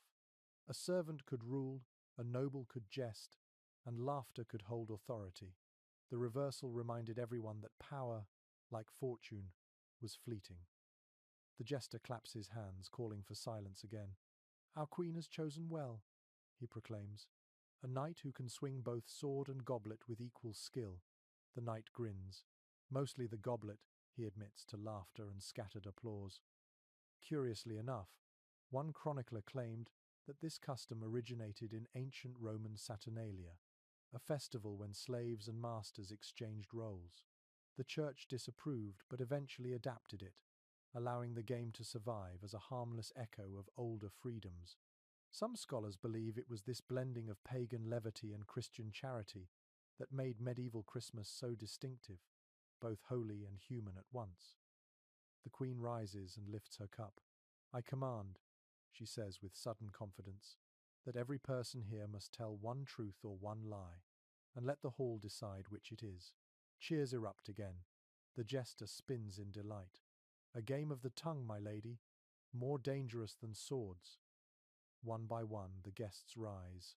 The first, a portly merchant, announces, "I once kissed a queen's hand and fainted before I reached her elbow." Laughter shakes the benches. The next, a lady in blue silk, declares, "I saw the Virgin's face in a pool of wine last year. No one dares to call her a liar." When it is the monk's turn, he rises slowly and says, "I have not prayed since this morning." The jester gasps dramatically and clutches his chest. "Then drink, holy man, and restore your courage." The monk obliges, earning applause. In a quiet corner, two servants trade their own small truths. One admits to hiding extra bread for a hungry child in the village. The other confesses to drinking the Lord's ale when no one watched. They laugh together, but there's tenderness in it, a recognition that confession, in whatever form, carries its own warmth. A record from a 15th century household account mentions that such games of speech served a deeper purpose than amusement. They tested trust within the hall, revealing what could be shared and what must remain secret. Even laughter had its hierarchy, and knowing when to laugh could be as valuable as knowing when to kneel. The queen lifts her hand for quiet. Her voice softens but carries clearly. "I thank you all for your honesty and your foolishness alike, but I think the monk wins tonight, for his truth tastes of courage." She raises her cup toward him, and the hall answers with cheers. The jester, seizing the moment, begins a short verse about truth and ale, the twin saints of Christmas cheer. The melody is simple, the rhythm contagious. Soon the entire hall joins in, the chant rising in waves until even the dogs bark along. Somewhere behind the laughter, a few servants slip through the crowd to refill candles and clear empty platters. The hall breathes as one vast, contented body. The garlands overhead tremble gently from the movement of air, their scent of pine and smoke mingling with the sweetness of the wine. According to later travellers' journals, visitors to such feasts often remarked that joy itself seemed to grow thicker in the air as night deepened, as if the castle's stones absorbed the sound and exhaled it back in kind. There was a kind of sacred exhaustion to it, a peace that only came when laughter had run its full course. The Night King raises his goblet one final time. "My reign ends with this toast," he declares. "May we wake tomorrow with fewer regrets than crumbs." The jester wipes a mock tear from his eye. "A wise ruler indeed," he sighs. "And rare." The crowd erupts in applause. Cups clink together. The queen bows her head slightly, smiling through the haze of candlelight. For one night, She has ruled her tiny kingdom with laughter instead of fear, and the memory will outlast the hangovers to come. You feel your eyes grow heavy, lulled by the rhythm of voices and the glow of the fire.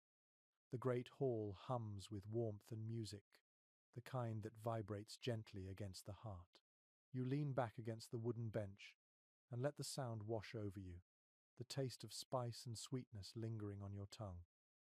Outside, the snow continues to fall, covering the courtyard in quiet silver. Inside, the world remains awake, caught between holy celebration and human joy. For now, it feels eternal. The jester's song fades into soft applause, and for a few moments, the only sound in the hall is the quiet crackle of the fire. Then the servants begin to move again, gliding through the crowd with fresh platters, ribbons, and small bundles wrapped in cloth. The Lord rises from his seat, his face flushed with warmth and wine, and lifts a hand for silence. "It is time," he says, his voice steady but kind, "for tokens and remembrances." The murmurs hush, and the rustle of fabric and footsteps softens to stillness. This is the part of Christmas night that belongs neither to food nor to prayer, but to affection and promise.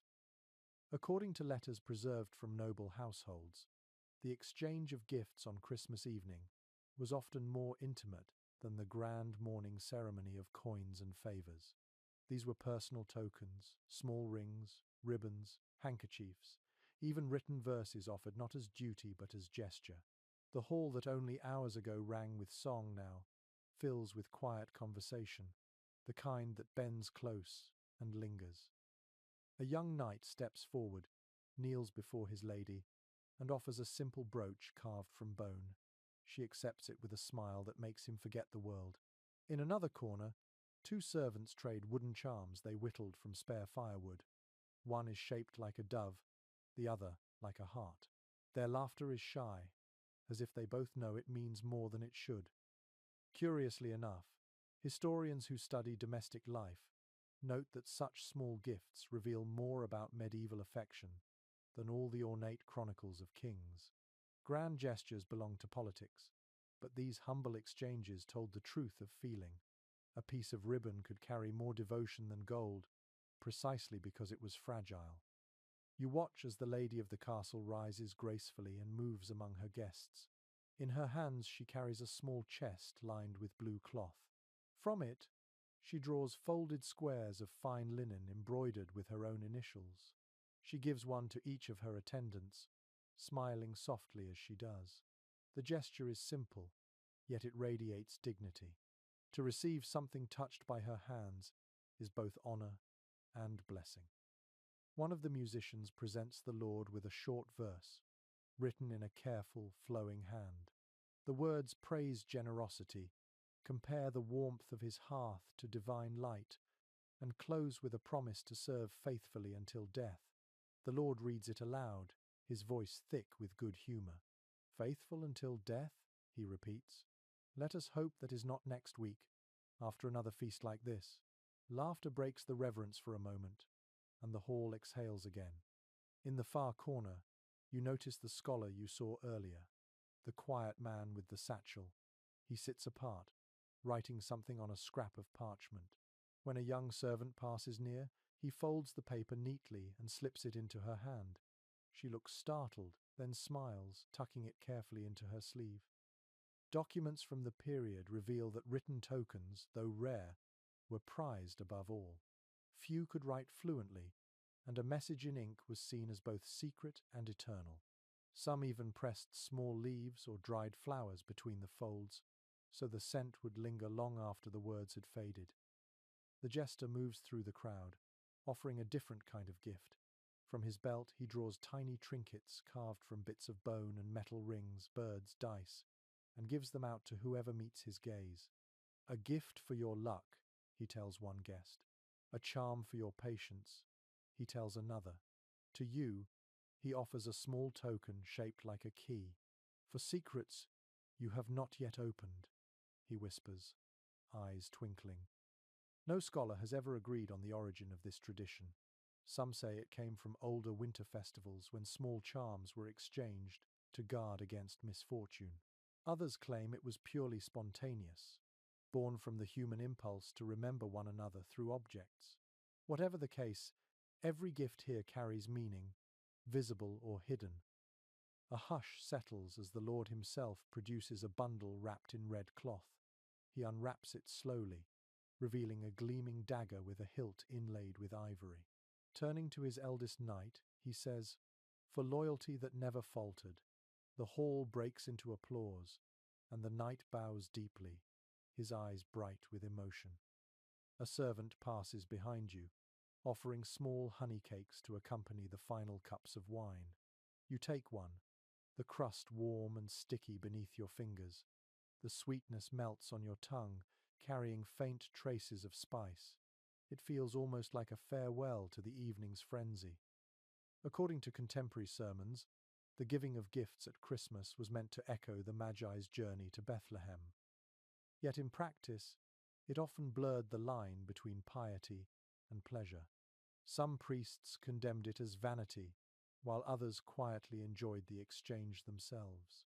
The tension between holiness and human warmth was never fully resolved, and perhaps that is what made the moment so real. The lady returns to her seat, the last of her linen squares given away. Around her, conversation resumes in soft tones. The glow of the fire paints her face in gentle gold, and for a moment she looks like a figure from a story, both weary and content. A boy near the hearth strums a gentle tune on a lute, humming to himself. The melody is slow and tender, a lullaby to the night. The crowd listens quietly, as if afraid to break the spell. You feel the weight of the day settle in your bones, the cold morning prayers, the roaring fires, the laughter, the feast. All of it flows together in the soft rhythm of that simple song. The jester sits beside the Queen of the Bean, his laughter quieter now. He leans back and sighs. "It will snow harder before dawn," he says, almost to himself. She nods, her fingers tracing the edge of her empty cup. "Then let it snow," she replies, smiling. "We have enough warmth to outlast it." The hall falls into gentle murmurs again, the chaos of earlier hours replaced by calm. The garlands above sway faintly, scattering a few pine needles onto the floor. Somewhere in the darkness outside, the wind begins to rise, pressing softly against the shutters like a lullaby made of air. The hour has turned late, and the last of the dishes have been cleared away. Only the steady glow of the hearth and the faint shimmer of dying candles remain to light the great hall. A hush has settled over the gathering, a peaceful exhaustion that feels deeper than sleep. Some guests sit slumped against the benches, their laughter fading into quiet sighs. Others have slipped away entirely, climbing the stairs to their chambers. The feast has softened into memory. You rise and step toward the door, drawn by the faint clang of metal outside. The air that greets you is sharp and clean, cutting through the haze of warmth. The courtyard lies under a dusting of fresh snow, glowing faintly in the starlight. The night sky is clear, and the moon reflects on the icy stones like spilled milk. A few torches burn along the walls, their flames bending in the wind. Near the outer ramparts, two guards stand stamping their feet, wrapped in thick cloaks. Their breath steams in the cold, and you hear the jingle of keys and armor with every movement. They are part of the midnight watch, the silent guardians of a household at rest. Records from medieval castles show that the watch was not merely for safety, but for ritual. Even on Christmas night, someone had to keep vigil. Thieves might be deterred by the cold, but spirits and ill luck were said to wander freely between midnight and dawn. Keeping the torches lit was as much a prayer as a duty. You walk closer, your boots crunching softly on the snow. The guards notice you, but only nod in greeting. One of them, a tall man with a lined face, warms his hands over a lantern. "Cold enough to freeze the devil's beard," he mutters. His companion chuckles quietly. "Then it's a holy night indeed." Curiously enough, some chronicles suggest that guards often muttered blessings during the watch, half out of faith and half out of habit. Phrases like, "keep the darkness out," or "Saint Michael guard this gate," was spoken into the wind, a way of pushing fear away with words. Few believed completely, but no one dared to stop saying them either. From your vantage point on the steps, you can see the whole courtyard. Snowflakes drift lazily through the air, catching the torchlight. The stables are quiet, the horses dozing in their stalls. Somewhere in the darkness, a dog barks once, then settles again. The only other sound is the low murmur of the guards' conversation. According to castle ordinances written in the 14th century, the midnight patrol followed a strict rhythm. Every hour, the guards changed positions, checking doors, gates, and towers.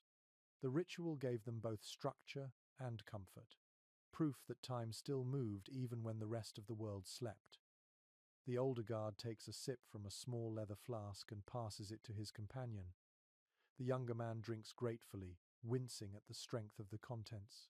"Spiced ale," he explains with a grin. "From the kitchens. A blessing for cold bones." You smell the faint trace of clove and nutmeg as he caps it again. A lesser-known account from a travelling priest mentions that many lords allowed their guards extra wine on Christmas Eve, calling it liquid courage. The priest disapproved but admitted that it seemed to make the castle safer, since no one left their post long enough to freeze. You glance up at the parapets. The stones glisten with a thin layer of frost. A candle burns faintly in one of the upper windows. The lady's solar, perhaps, or a nursemaid's chamber. Beyond it stretches the black horizon of forest and snow, silent and endless. The world feels suspended in that fragile balance between vigilance and peace. The older guard begins to hum, a low, tuneless murmur that sounds almost like a chant. It drifts across the courtyard and fades into the distance. You can almost believe it keeps the night itself at bay. The younger man joins softly, turning it into a faint harmony that seems to blend with the sighing of the wind. Some historians write that guards in the far northern castles sometimes sang during their rounds, not for entertainment but survival. A voice meant warmth, proof that another living soul stood nearby. It was said that if silence fell too long, the cold would creep closer. You turn your face upward and watch the stars. The air smells faintly of pine and smoke, the last traces of the feast still clinging to the breeze. Somewhere behind you, a door creaks open and shuts again as another servant steps outside to dump ashes from the hearth. The sound is small but comforting, another sign that the castle breathes through the night. The older guard finally lowers his hood and looks at you. "The Lord's safe, the fires are steady, and the dogs are quiet," he says. "That's all a man can ask for." He taps his breastplate lightly. "St. George keeps us company." His companion nods solemnly, though his eyes are half closed. In the distance, the faint toll of a bell marks midnight. Its tone is deep and slow, carried by the wind. The guards straighten slightly, out of instinct more than duty. "Another hour blessed," the older one says quietly, "and only the ghosts to worry about now." You smile, though the chill bites at your lips. "Do you believe they walk tonight?" you ask. He shrugs. "Believe? I've seen the world turn stranger than stories. Better to greet the unseen kindly than mock it." A strange stillness follows his words, as if even the wind pauses to listen. The fire in the torches flickers, and the snow falls heavier for a few moments, cloaking everything in silence. Then the older guard turns back to his patrol, footsteps muffled against the soft white ground. You linger a moment longer, breathing in the frozen air. The castle feels vast and fragile at once, a single warm island in an ocean of cold. Every torch, every voice, every heartbeat inside these walls feels precious. When you finally turn back toward the hall, the sound of the guards humming fades behind you. Inside, laughter has quieted to murmurs, and the last of the candles waver in their holders. The warmth rushes back to meet you, carrying with it the faint scent of pine and wax. You slip quietly back into the corridor, closing the heavy door behind you. The warmth of the castle wraps around you again, but the silence feels deeper now. Only the faint crackle of the hearth and the soft hum of distant voices break the stillness. It is the hour when even revelers grow thoughtful, when laughter gives way to quiet wonder. You wander toward the chapel, drawn by a soft glow spilling under its door. The air grows cooler as you near it, touched with the faint scent of pine, candle wax, and smoke. Somewhere ahead, a low voice murmurs Latin, and the echo of it seems to stretch through the stones themselves. Inside, the chapel is dim and beautiful. The candles from the evening mass still burn, their light softer now, almost drowsy. A few servants kneel in the pews, their heads bowed, while the priest stands near the altar, murmuring a final prayer for the night. Beside the small wooden manger, someone has placed a bowl of grain and a cup of water. A curious custom recorded by early chroniclers tells of families placing food and drink in the chapel on Christmas Eve for the animals of the Nativity. It was said that at the stroke of midnight, all beasts bowed their heads and found their voices to praise the Christ child. Though most dismissed it as superstition, few dared to mock it. The hope that animals might share in holiness brought comfort to a weary world. You step closer to the chapel door and glance outside again. The courtyard glimmers under the moonlight, calm and still. The priest finishes his prayer, extinguishes one candle, and leaves the others to burn low. He bows once toward the altar, then slips quietly past you without a word, his robe whispering across the floor. You remain, drawn by the gentle stillness. The carved ox and donkey beside the manger seem to watch you with patient eyes. You recall the old legend, repeated in countless sermons, that at midnight on Christmas, every animal in the world kneels in prayer. Children were said to sneak from their beds to witness it, only to fall asleep before the miracle could be seen. According to notes from a 14th century preacher, belief in the kneeling beasts spread widely across Europe. Some saw it as harmless wonder, others as dangerous superstition. A few scholars later proposed that the story began as a metaphor for humility, but like all good tales, it outgrew its origin. You find yourself smiling, half in faith and half in doubt. The air feels strangely expectant, as though the castle itself listens. A faint creak comes from outside, followed by a soft whicker of horses in the stables. You imagine them shifting in their stalls, their heads bowing slightly under the low rafters. Perhaps it is only the cold. Perhaps it is something more. The snow outside glows faintly blue under the moon. The silence has a weight to it, the kind of stillness that feels alive. You rest your hand on the wooden doorframe and close your eyes. The smell of wax and pine fills your lungs, grounding you in this quiet hour suspended between belief and dream. A fragment of a medieval poem comes to mind, one you once heard a monk recite: "The beasts shall bend, the stars shall sing, and man shall sleep while angels wing." No one remembers who wrote it, but it lingers in many manuscripts, passed from abbey to abbey. Some historians argue that such verses reveal how the medieval world blurred lines between the sacred and the ordinary. Faith was not a distant idea, but something that breathed through wood, smoke, wind, and candlelight. A faint movement catches your eye near the manger. A mouse scurries across the floor, pauses and sniffs at the bowl of grain before vanishing again into the shadows. You cannot help but laugh softly to yourself. Perhaps the legend holds its truth in smaller forms. The chapel feels warmer now, as if your laughter has woken it. The flicker of the candles paints the carved figures in gold and shadow. Mary's face seems to glow with quiet serenity, while the carved child in her arms lies wrapped in linen that gleams faintly in the soft light. You sit on one of the wooden benches, the chill of the seat pressing through your clothes. Your thoughts drift with the smoke curling toward the ceiling.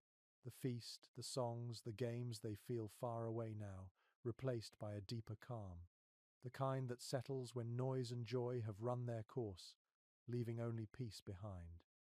According to a surviving note from a chaplain in York, many lords insisted on ending the Christmas feast with a quiet prayer or vigil, to remind the household that joy and devotion must share the same breath. The feast and the Mass were not opposites but partners in a rhythm as old as the season itself. You watch the final candle burn lower, its wax pooling on the altar. The air feels heavy with drowsy holiness.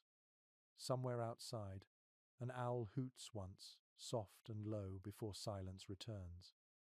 When you finally stand, your knees protest faintly. You bow toward the altar out of instinct more than belief, and whisper a small wish of your own, that the warmth of this night might linger through the winter to come.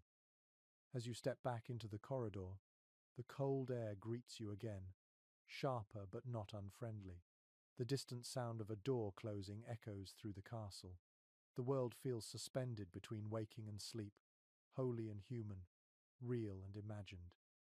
You glance once more toward the courtyard, where faint hoofprints mark the snow. The horses stand still, their heads lowered. For a brief moment, you think they might indeed be praying. Then the wind stirs, and you are left alone in the quiet, smiling to yourself. You walk slowly back toward the great hall, the sound of your footsteps muffled by rushes and the fading echo of your thoughts. The warmth returns by degrees, first as a whisper of heat against your face, then as the soft crackle of fire and the low murmur of voices that still linger there.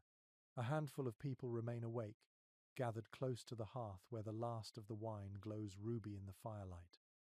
The hall looks softer now. The candles have burned low, and shadows stretch like gentle waves along the walls. Garlands droop slightly, their berries dim under the pale glow. A few servants sweep the floor quietly, collecting fallen crumbs and bones from the feast. The air smells of wood, smoke, tallow, and sweet decay, the fading perfume of celebration. Near the fire, the jester sits cross-legged, his hat beside him, his bells silent. He speaks in a quiet voice, his usual mischief replaced by calm. The remaining guests listen, some smiling faintly, others lost in thought. He is telling a story. According to an old tradition described in household accounts, the final hour of a Christmas feast often ended with tales shared by the fire. Each household had its own storyteller, sometimes a bard or minstrel, sometimes the jester himself. The stories were chosen to soothe rather than excite, to bring the revelers gently back towards silence. You take a place near the edge of the circle. The jester's voice has softened into a rhythm that almost feels like the sway of sleep. There was once, he says, a farmer who found a silver coin in the snow. He thanked heaven for it and gave it to a stranger who asked for bread. The next morning, his barn was full, though no one saw who brought the grain. And every year after, on this night, he left his door open and his fire burning, in case the stranger returned. The listeners nod. The tale is simple, familiar, yet in this moment it feels sacred, as if truth hides in its plainness. The fire pops softly, sending tiny sparks drifting upward. Curiously enough, chronicles from medieval abbeys mention that stories like this served as gentle moral lessons wrapped in warmth and familiarity. They reminded people that generosity and faith were not separate virtues, but the same act seen from different angles. The audience listened not to learn, but to remember what they already knew. When the jester finishes, a silence follows, not empty, but full of quiet thought. Then an older man by the fire clears his throat and begins another tale. His voice is rough, but steady. There was a knight, he says, who swore to guard a chapel through the night each Christmas. He feared neither beast nor man, but when the candles burned out, he heard a child weeping. He followed the sound and found only his own reflection in a pool of melted wax. And he understood, too late, that he had been guarding his own heart all along. The room stays still. The monk from earlier crosses himself gently. The lady at the far table closes her eyes. The jester smiles faintly, nodding. A fine tale, he murmurs, perhaps even true.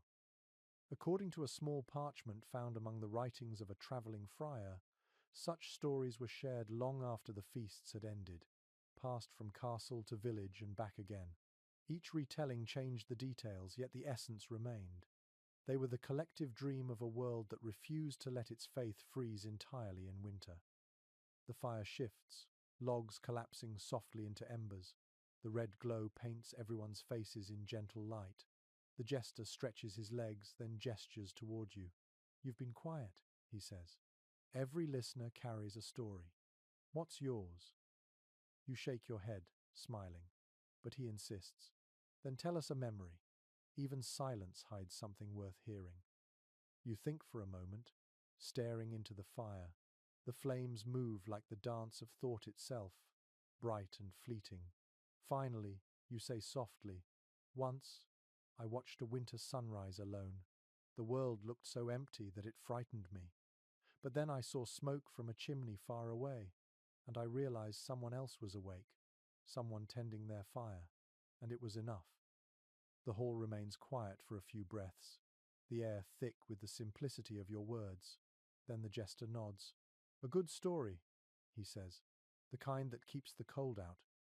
The monk smiles, murmuring something about how warmth shared is warmth multiplied.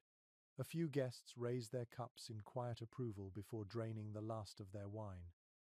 Historians studying the customs of medieval households have suggested that this final hour of shared storytelling may have been one of the most intimate communal moments of the year.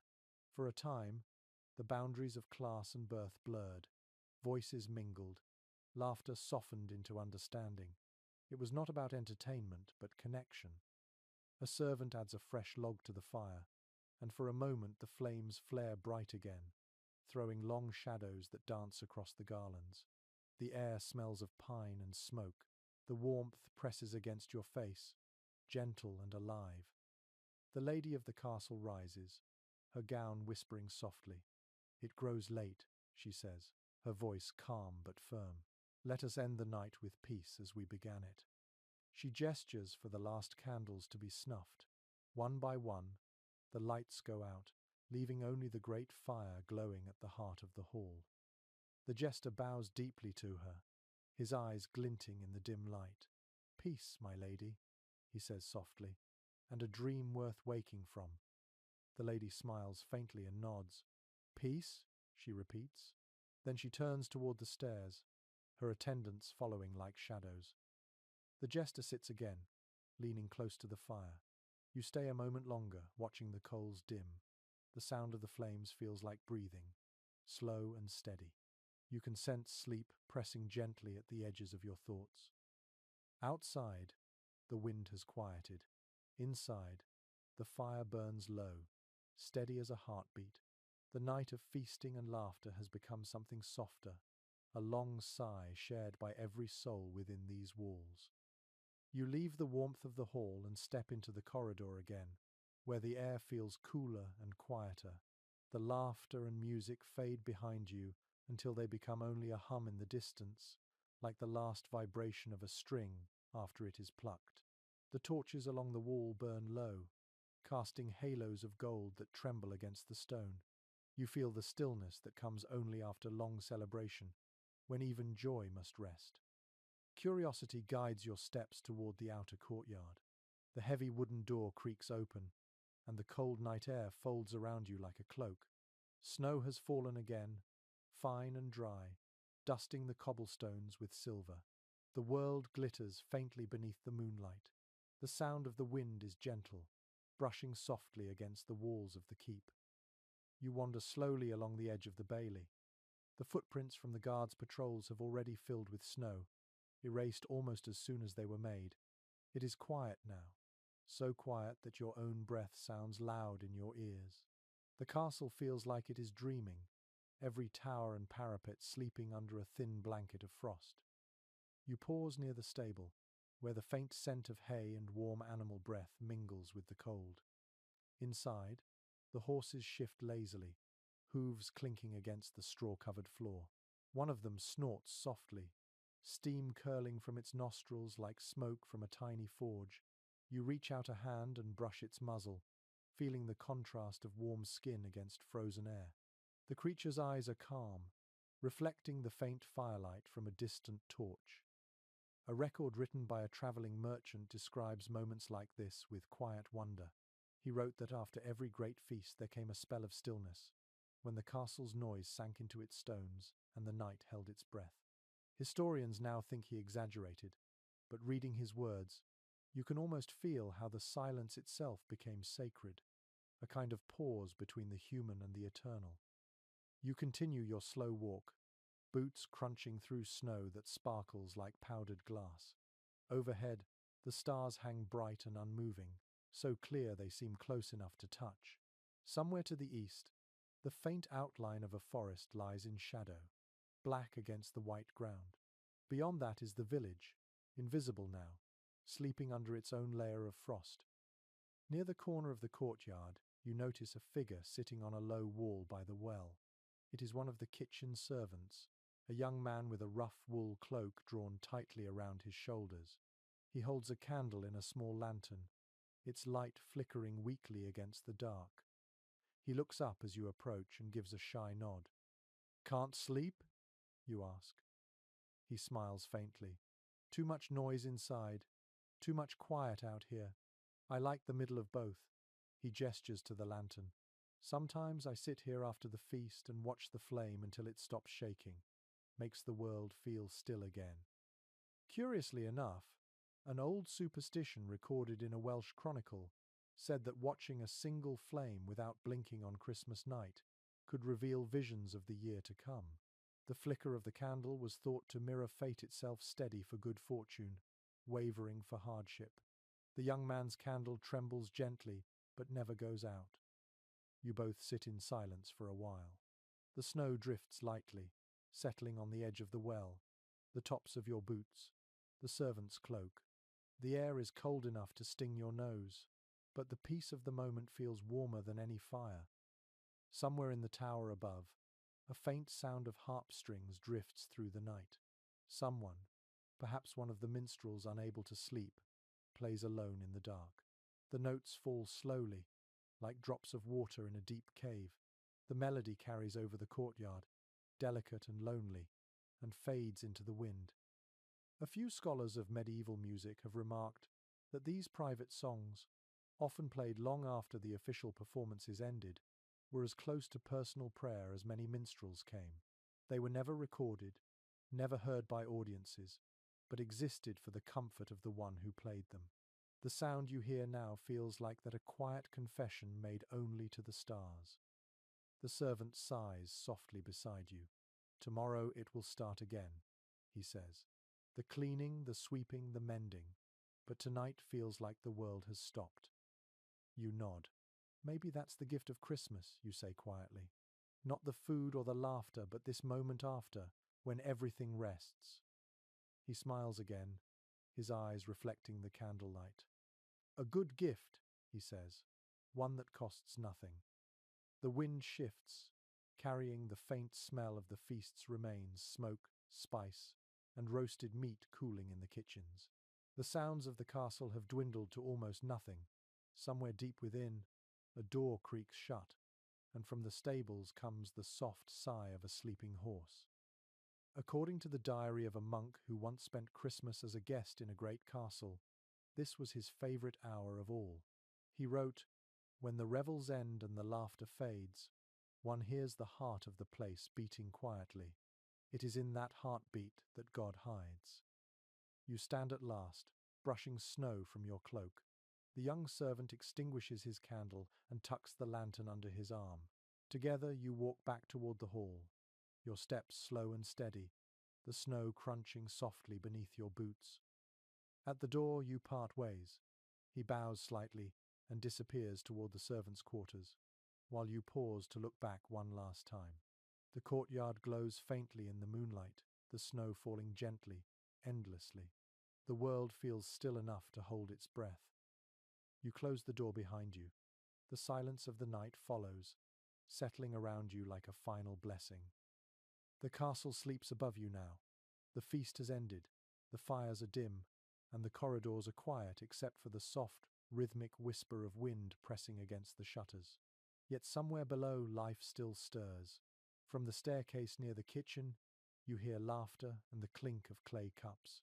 The servants are celebrating their own Christmas at last. You follow the sound down into the warmth. The air grows thick again with smoke, spice, and human closeness. When you reach the lower hall, you see them gathered around the great kitchen hearth. The fire that once roasted the boar now burns lower but steady, its glow painting faces in gold and red. The smell of ale and toasted bread fills the air, and the mood is different from the Lord's feast above, looser, freer, real, in a way that the grand dining hall could never be. According to accounts found in 15th century manorial ledgers, the servants' feast usually began after the nobles had finished theirs. It was both reward and relief, the one night when ranks below stairs could bend without fear. Food that remained from the main tables was divided and shared, though the portions were smaller and the flavors milder. Still, the spirit of celebration was the same, and perhaps even warmer. A maid sits near the fire, holding a wooden bowl of stew. "Not as fancy as the Lord's dishes," she says, smiling, "but it fills better." Beside her, the cook raises her cup. "And no one tells us how to sit or speak," she adds to a chorus of laughter. Someone begins to hum an old tune, older than any carol sung upstairs, and within seconds others join in. Curiously enough, in several recorded letters from castle stewards, there are notes of mild frustration about these late-night gatherings. Servants were known to sing until dawn, even dancing in the kitchens, despite the cold stone floors. Yet few lords ever punished them for it. As one steward wrote, "Better a merry household than a sullen one." You take a seat near the hearth. The heat feels softer here, less like ceremony, more like home. A pot of ale warms beside the coals, sending up the comforting scent of honey and grain. A young boy offers you a cup. The drink is rough but sweet, and it burns pleasantly down your throat. In the corner, a group of men play a game of knucklebones, their laughter punctuated by shouts of victory and mock protest. The jester from the hall has joined them, hat discarded, sleeves rolled up, his usual performance replaced by simple ease. "The Queen of the Bean gave me leave to lose gracefully," he says, tossing the bones with exaggerated solemnity. The others jeer when he wins anyway. Historians who study everyday life note that such moments blurred the boundaries between roles. For a few hours, the cook could outtalk the steward, the stable boy could tease the jester, and the washerwomen could sing bawdy verses without fear. The night after the feast was the castle's equalizer, a fleeting democracy of laughter and fatigue. You watch as one of the older servants carves the leftover bread into thin slices and passes them around. The loaf is hard, but no one complains. A maid dips hers in ale to soften it, then says with mock formality, "To the year ahead, less snow, fewer fleas, and no broken dishes." Everyone cheers and drinks to that. A lesser-known folk belief recorded by chroniclers claims that if the servants' feast passed in good cheer, the household would prosper through the coming year. Quarrels on this night, by contrast, were thought to bring misfortune. Perhaps for that reason, every jest tonight ends in laughter, even those aimed at the steward's endless complaints or the cook's temper. Someone begins a song, rough but melodic. The words tell of a shepherd who fell asleep and dreamed that stars were candles lit by angels. The melody twists gently through the air, simple and haunting. You can almost feel the centuries folding into it, the way such songs carry memory from one generation to the next. No written music survives for most of these peasant carols, yet fragments appear in marginal notes and diaries. Scholars believe they were passed orally for hundreds of years, changing with each singer's voice. What mattered was not perfection but participation. To sing together was to remember that joy belonged to everyone. The fire crackles, throwing sparks up the chimney. The cook leans back on her stool, eyes half closed, and says softly, "Tomorrow we will clean the hall, scrape the grease from the tables, and carry out barrels heavier than sin. But tonight, we are kings." Her words hang in the air like a benediction. The jester raises his cup toward her. "To kings without crowns," he declares, "may our reign last until the ashes cool." The crowd answers with applause, then laughter, and another round of ale follows. Outside, the wind howls faintly through the shutters, but inside, the warmth grows thick and steady. A boy curls up beside the hearth, already asleep, his head resting on a folded apron. The others lower their voices, letting the flames speak for them. The crack and hiss of burning wood become the rhythm of their quiet satisfaction. According to one anonymous household diary, servants sometimes ended their feast by sharing wishes rather than prayers. Each would name something hoped for in the year ahead: a good harvest, safe births, fewer taxes, more laughter. There was a kind of faith in speaking the wish aloud, even if no saint was listening. A maid murmurs, "May the cook stop scolding us." The cook answers, "May the maid stop burning bread." They laugh softly, clinking their cups together. You feel drowsy from the heat and the soft rumble of voices. The flames dance before your eyes, painting the ceiling with gold. For a moment, the castle above and this kitchen below seem part of the same heartbeat, one steady pulse of warmth against the cold world outside. The last of the ale is poured. The fire begins to sink lower. One by one, the servants drift away to their corners, some curling up on benches, others disappearing through side doors to the narrow sleeping rooms beyond. The jester stays until the last ember glows, humming faintly to himself. Then he stirs the ashes with a poker and whispers, "Sleep well, old fire, you've earned it." The smoke rises gently, carrying the scent of pine and warmth. The castle, for the first time in a long day, is finally still. By the time you climb back up the narrow stairs, dawn still feels far away. The castle lies in near silence, its halls cooled by the night air that slips in through cracks around the windows.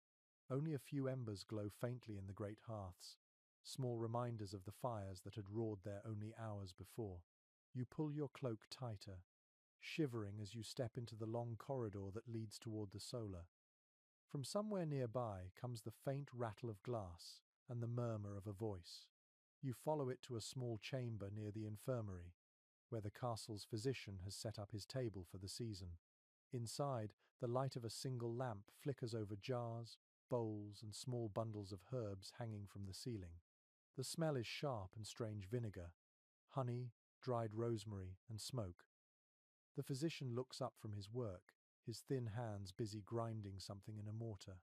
"You're late to the apothecary," he says with a half smile, "or early depending on the illness."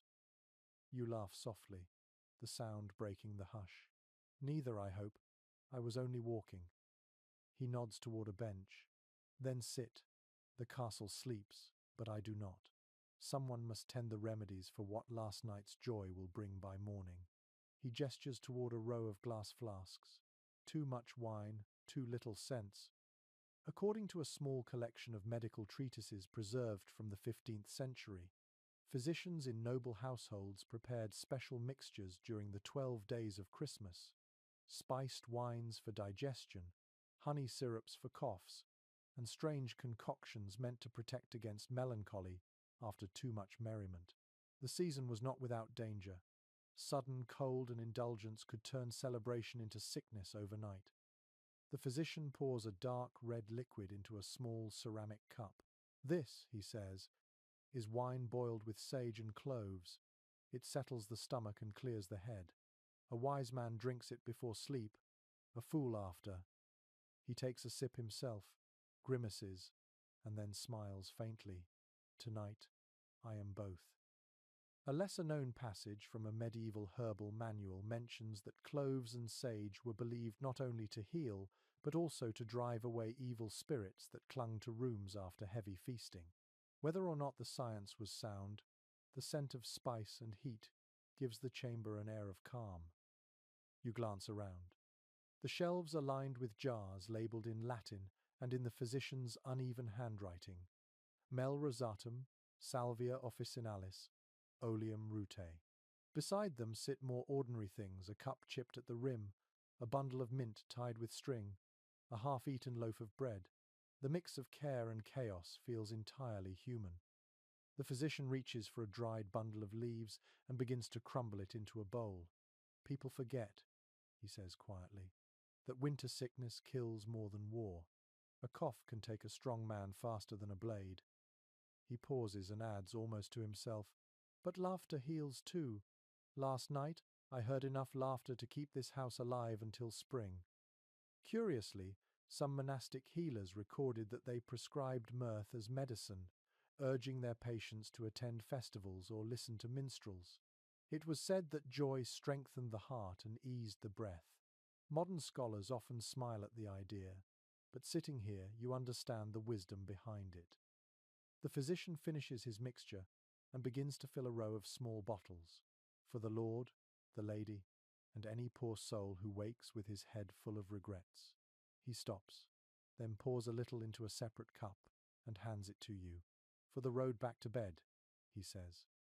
The drink burns slightly on your tongue, leaving behind a warmth that spreads through your chest. It tastes of herbs and faint sweetness, like fire wrapped in honey. You feel your limbs relax, the tension from the cold seeping away. He chuckles at your expression. It works quickly. The trick is not to drink enough to forget the cure. Some household records reveal that physicians often doubled as philosophers during long winter nights. They would stay awake by candlelight, writing small reflections about time, health, and the soul.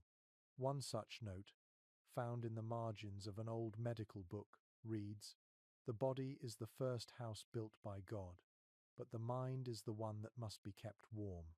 You suspect this man might have written something similar if he had parchment to spare. He turns back to his work, grinding more herbs. "Tomorrow I'll have to tend to the steward's digestion, the cook's temper, and the Lord's conscience," he says wryly. "That last one is always the hardest to heal." You rise to leave, thanking him for the warmth and the drink. "Sleep if you can," you tell him. He laughs quietly, shaking his head. "I'll sleep when the candles stop melting." The corridor outside feels colder after the closeness of the chamber. You walk slowly, the taste of spice still lingering on your tongue. The castle is utterly silent now. Even the dogs have stopped stirring. Through the narrow windows, you see the faintest blush of light at the horizon, a sign that dawn is thinking of returning. You stop near one of the torches and hold your hands to the small flame.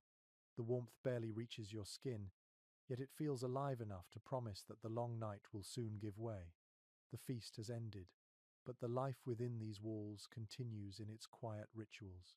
A physician's brew, a servant's song, a flickering flame kept alive against the cold.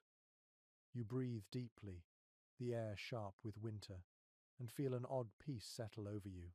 The night, like the wine, has burned through its excess, leaving only stillness and gentle heat behind.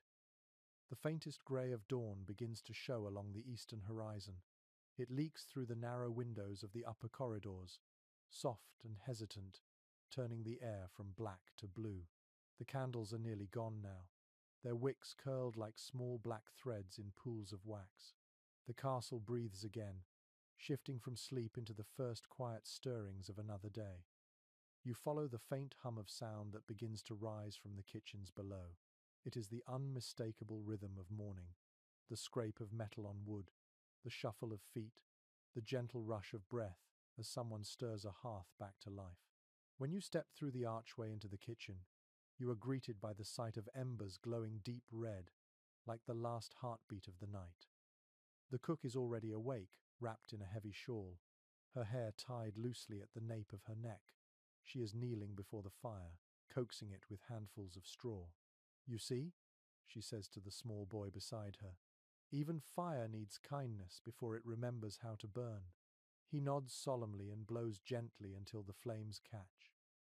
According to detailed accounts from manorial records, kitchens in great households stirred back to life long before the rest of the castle woke. The first task was always the fire, since nothing else could begin without it. Water froze in buckets, bread stiffened in the chill, and even the dogs sought the warmth of the coals before venturing out. The cook stands, dusting her hands, and looks around the room with satisfaction. "We survived another feast," she says, half to herself, "and the roof's still standing." She glances toward you. "Did the Lord enjoy the boar's head?" "He did," you reply, "and the rest of us with him." She smiles faintly. "Good. Then it was worth the burns." She holds up her forearm, where a faint pink line gleams in the firelight. Every Christmas leaves a mark. Curiously enough, a collection of letters written by medieval kitchen staff mentions that cooks often viewed their scars with pride, calling them the price of plenty. To feed an entire household through the cold months was no small triumph. Each burn or blister was a reminder that the warmth had been kept alive. The boy tugs on her sleeve. "What will we make today?" he asks. "Broth for the weak and bread for the hungry," she replies. "There's always work after joy." She points to a pile of bones and scraps from the feast. "See there? That's where tomorrow's meal begins." She turns back to the fire, her movements calm and steady. The boy follows, his small hands mimicking hers. Together they fill the air with the soft music of labor, the clatter of ladles, the crackle of kindling, the low hum of flame. In a corner of the kitchen, an older woman kneads dough, her fingers working rhythmically. Each movement presses soundlessly into the stillness, the kind of motion that carries memory. You realize that this morning ritual has likely been repeated every year for generations, the same rhythm of breath and hand, of fire and flour. According to a note in a 14th century household guide, bread baked on Christmas morning was often marked with a cross and shared with servants before the first meal of the day. The gesture was simple, a blessing disguised as breakfast. The cook reaches for a wooden spoon and tastes the broth simmering over the small fire. "Too bland," she mutters, adding a pinch of salt. Last night's laughter must have stolen the flavor. The boy laughs and she ruffles his hair affectionately. "Then we shall season it with patience," she says. Her words linger in the air longer than the steam from the pot. A few servants begin to drift in, rubbing sleep from their eyes, grateful for the warmth. One of them carries a small jug of ale, still chilled from the night. Another brings fresh milk from the barn, its surface faintly steaming in the cold. Together they move with the slow precision of people who have worked beside each other too long to need instruction. Some historians note that the rhythm of a medieval kitchen was closer to music than to industry.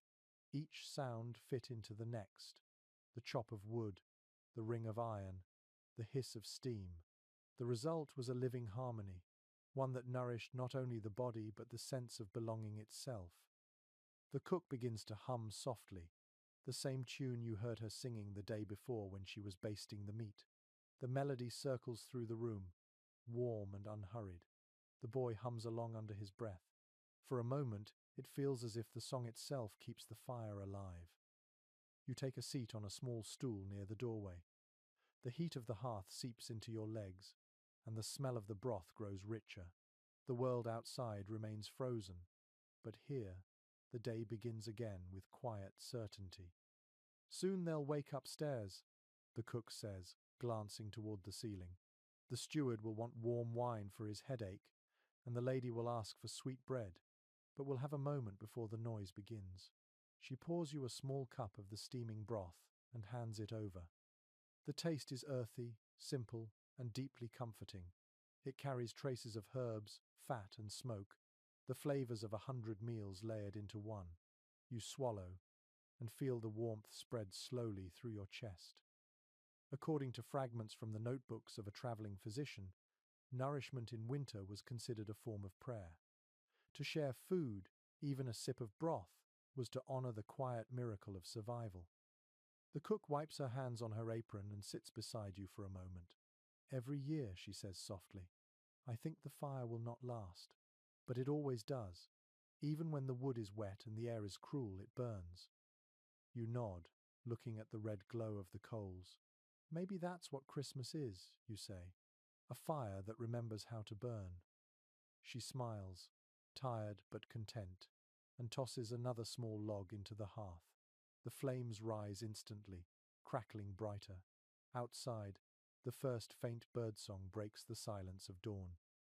By the time the sun finally lifts above the frozen horizon, the castle is stirring again.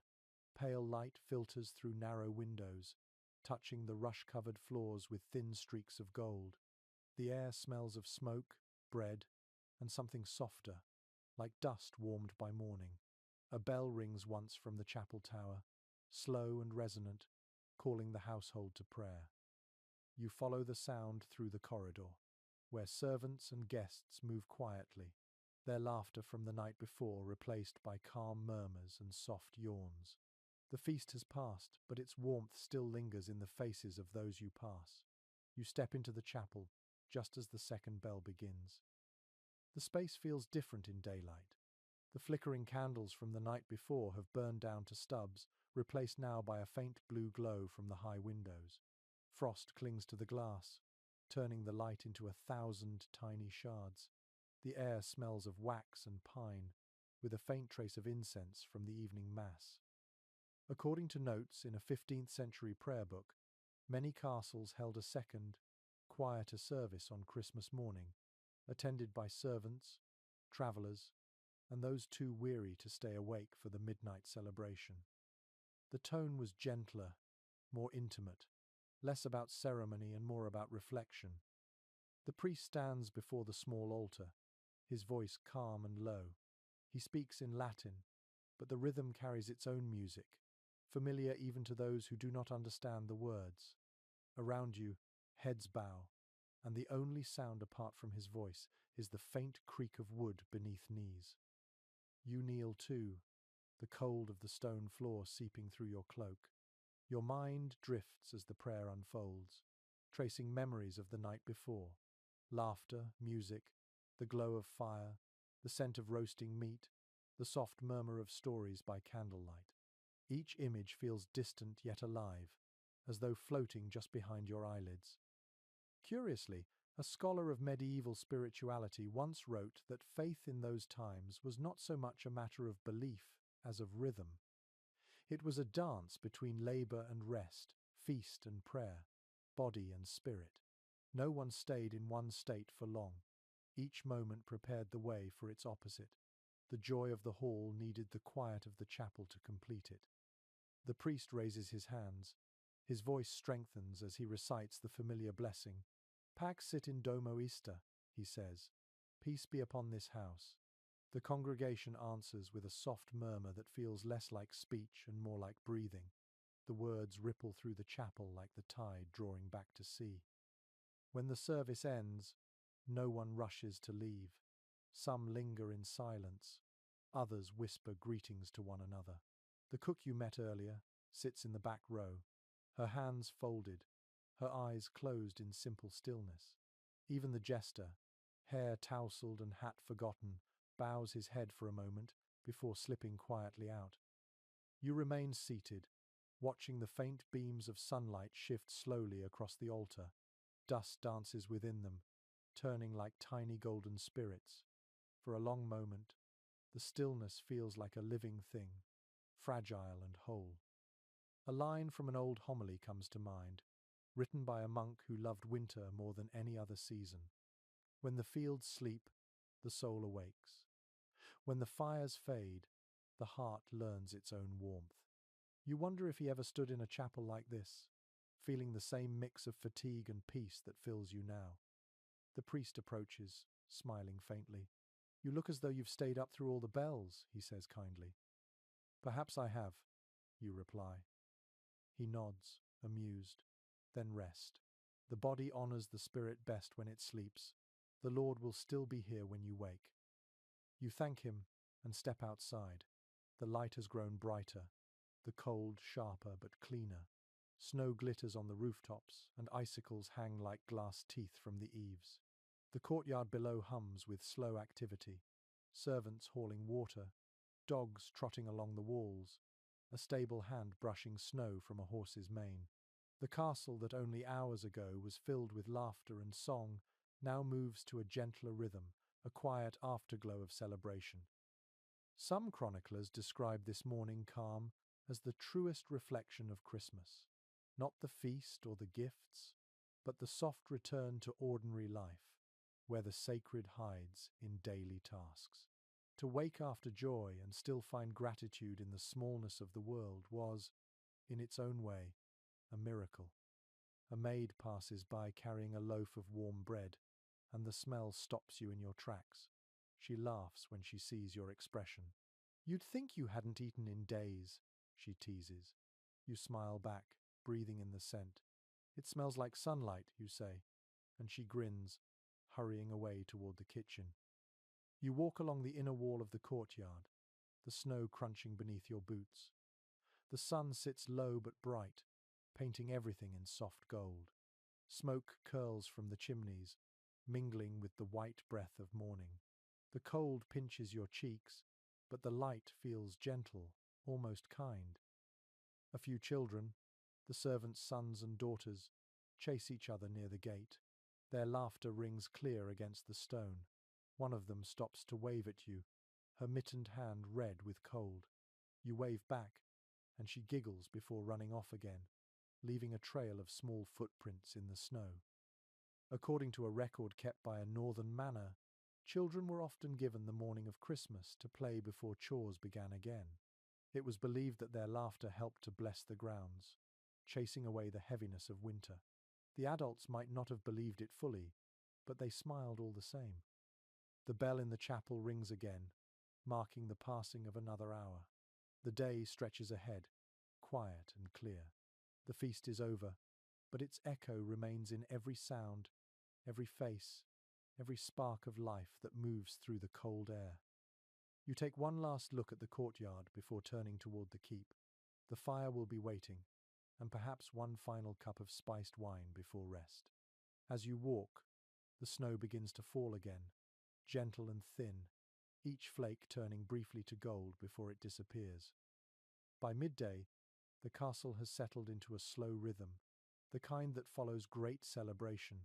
The air smells of melted wax, bread, and faint traces of pine. The long tables in the great hall are mostly cleared, but a few stubborn guests linger, hunched over cups of ale or hunks of cold meat, still unwilling to let the day go quiet. Outside the windows, the snow has stopped, leaving the world blank and still, as if time itself has paused to rest. You walk through the hall, passing a pair of servants sweeping the rushes into neat piles. Their brooms make a steady, whispering sound against the floor.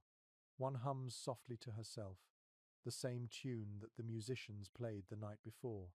It lingers in the air like perfume. Near the hearth, the jester sits with his legs stretched out, idly toying with one of his bells. His hat is beside him, folded neatly for once. He glances up as you approach. "The world feels quieter now," he says. "Almost too quiet. Yesterday, laughter was thicker than smoke in this hall, and today I can hear my own heartbeat." "Is that a bad thing?" you ask. He smiles faintly. "Not bad, just different. The silence after a song always feels too long, even when it's beautiful." According to a personal letter written by a minstrel in the late 14th century, this quiet day after the feast was sometimes called Peace Day. It was a day for healing, for stillness, for remembering the world outside the walls of the hall. The kitchens cooled, the fires lowered, and conversation softened into something tender and slow. The jester looks toward the fire, watching the embers pulse. "When I was a boy," he says, "my mother used to tell me that the morning after Christmas was the time when angels gathered the laughter of men and carried it back to heaven. Maybe that's why it always feels emptier now." You nod. Maybe the silence is just the sound of them flying away. He laughs quietly, but his eyes remain on the fire. "If that's true, then I hope they come back next year.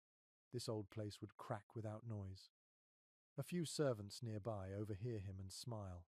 One of them, a young woman stacking pewter cups, says softly, "It won't crack. The stone remembers." She taps the wall affectionately with her knuckles. "It keeps the warmth inside, even when we forget." Her words stay with you. The castle truly feels alive in its silence, as if holding its breath after the long joy of the night before. The faint scent of roasted apples and pine still lingers in the air, reminders of warmth and company. A curious note from an abbey chronicle describes this day as a pause between fire and frost. Monks who visited noble households for the feast often stayed on for the day after, recording the strange calm that followed the noise. One wrote, "It is like the breath between two verses of a hymn." The jester stands slowly, stretching his arms. "Time for me to earn my bread," he says. "There will be children in the village waiting for tricks, and they do not pay in laughter alone." He picks up his hat and places it on his head with a small bow. "If I do not return, tell the fire I missed it." Then he winks and disappears through the side door, leaving the faint jingle of bells behind. You stay by the hearth, letting the heat wash over your hands. The flames are small now, steady and content. A servant adds a single log, and the fire answers with a quiet sigh. The light dances across the polished metal of the cups and spoons, still waiting to be cleaned. According to household records, it was common for nobles to grant their servants rest on this day, at least until sunset. It was believed that overwork after the feast would anger the spirits of the season, who required silence and gratitude before the New Year's labours began. Perhaps it was simply kindness disguised as superstition. A small group of children enters the hall, their cheeks red from the cold. They carry baskets of twigs and scraps, collecting what remains from the feast to take back to their families. One of them stops to stare at the fire, his eyes wide with fascination. "It looks alive," he whispers. You nod and smile. It is, in a way.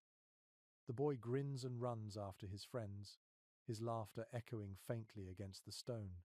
You watch him go, the sound brightening the quiet for a brief moment before fading again into stillness.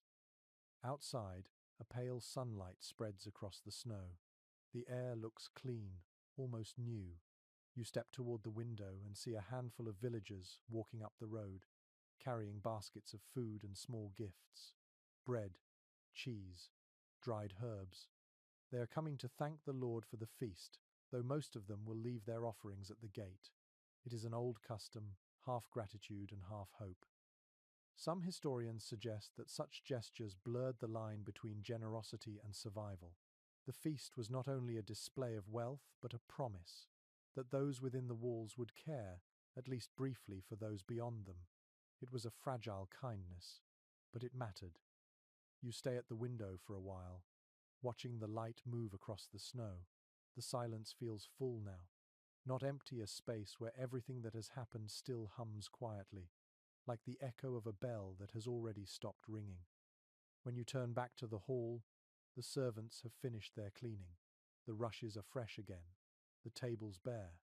Only the fire remains, burning low but steady, waiting for night to fall.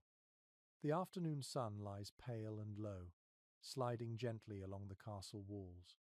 Shadows stretch thin across the courtyard, and the cold air glows with a faint shimmer, the kind that makes every breath visible.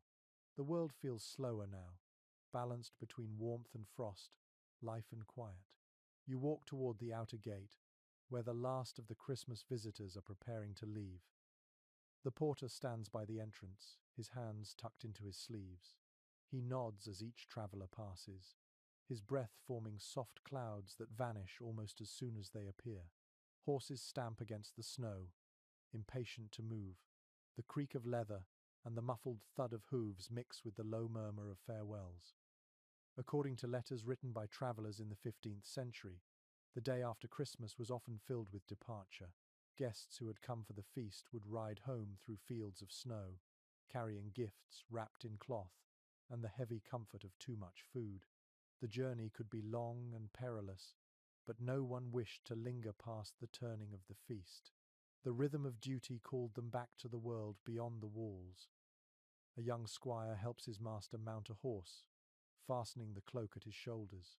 The nobleman turns to the steward and says, "Your lord's hearth burns bright. May next winter's fire find me here again." The steward bows, smiling with the weary grace of one who has heard the same words 100 times. "It will, my lord." The hearth remembers its guests. Curiously, in some regions of England and France, household customs demanded that departing guests take a small piece of wood or coal from the fire to ensure warmth in their own homes. This act was both blessing and superstition, a way of carrying the castle's luck across the frozen land. You stand aside as the riders file through the gate, their horses sending up sprays of snow with every step. The sound fades into the open air, leaving only the echo of jingling harness and distant voices. For a brief moment, the castle seems emptier, the space they leave behind filled only with wind. The porter closes the heavy gates with a grunt, sliding the bolt into place. "That's that," he mutters, brushing frost from his beard. "Peace until 12th night." You ask if he misses the noise. He chuckles softly. Noise? No. But laughter, yes. It keeps the walls warm even after everyone's gone. A record from a steward's account in 1409 describes how the castle's warmth was said to linger long after the feast, as if laughter soaked into the very stones. Some believed that the sound of joy softened the wind for days afterward, carrying a kind of invisible blessing to all who slept within earshot. The courtyard grows quiet again. Only a few servants remain, sweeping away the traces of horses and gathering the last of the discarded rushes. The smell of pine and smoke clings faintly to the air. Above, a single hawk circles lazily against the pale sky, its cry sharp but distant. You wander along the wall walk, where the snow lies untouched. The land below stretches white and endless, dotted only by the dark lines of hedgerows and the glimmer of a frozen stream. The view feels vast, but the silence holds it close, as if the world itself is resting after its own long celebration. Somewhere in the lower courtyard, a dog barks once, then lies down beside the stable door. A bell rings from the chapel, thin and far away.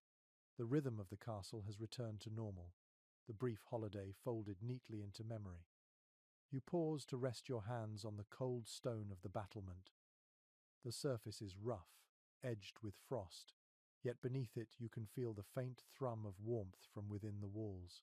The fires below burn softly, unseen but steady.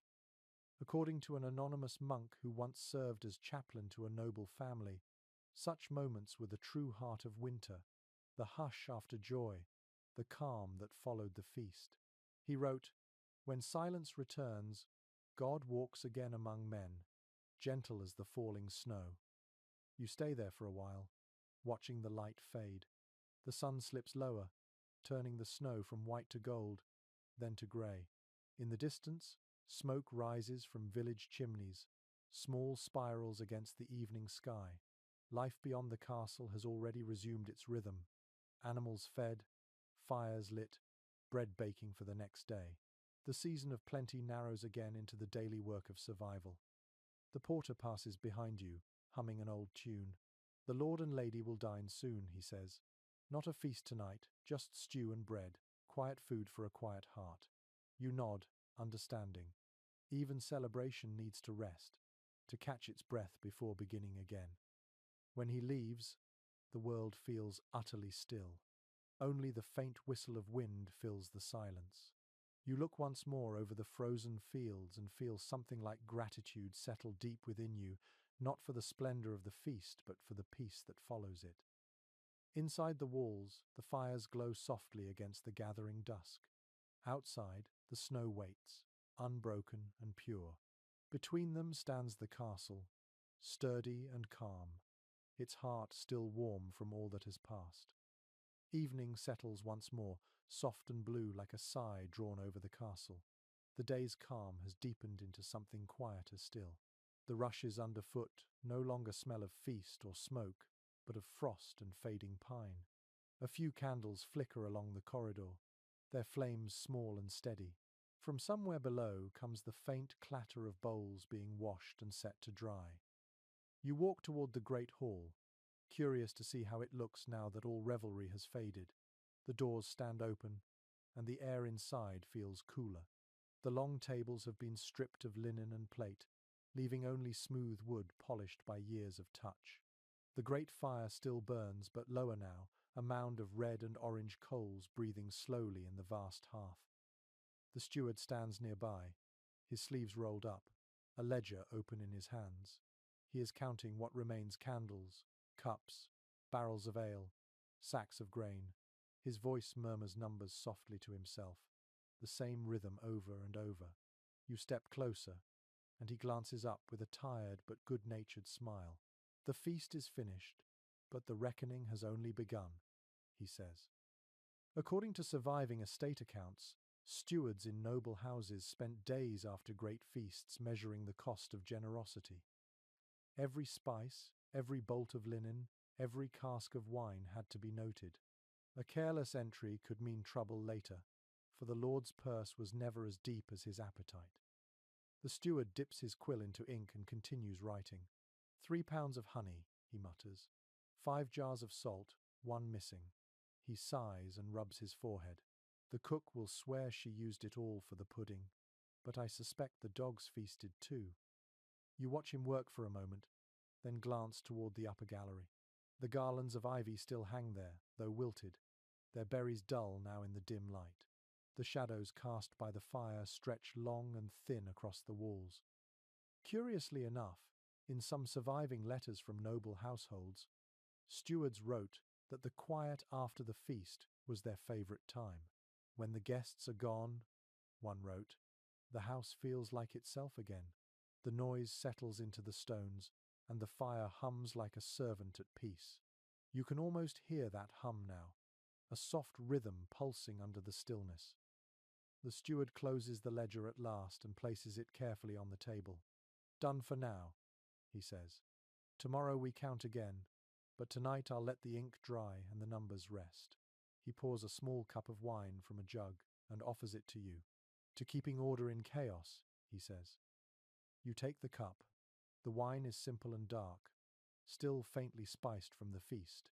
Its warmth fills your chest. A servant enters quietly, carrying a broom. She pauses when she sees the steward. The Lord asked that the hall stay lit till midnight, she says softly. He says it should not go dark so soon after Christmas. The steward nods. Then let it burn, he answers, but gently. We have had enough roaring for one season. He leaves the hall, and you remain by the hearth. The servant begins to sweep, the sound of the broom gentle, almost soothing. You sip your wine and watch the fire settle lower, the embers glowing like the eyes of sleeping beasts. According to a record of domestic customs from northern England, some households believed it unlucky to let the Yule fire die completely on the night after Christmas. Instead, the embers were banked and covered with ash, kept alive to ensure good fortune for the year ahead. The belief was practical as much as mystical. A spark saved effort come morning. The servant finishes sweeping and sits for a moment on the lowest step of the dais, her broom across her knees. She stares into the fire with a faint smile, her face softened by the glow. It feels different now, she says quietly, as if the hall is breathing slower. You nod. The castle is tired too. She laughs softly. Maybe, or maybe it's listening. She tilts her head, and for a moment you both sit in silence. The air is filled with tiny sounds, the crack of cooling wood, the faint sigh of wind outside, the slow hiss of coals settling.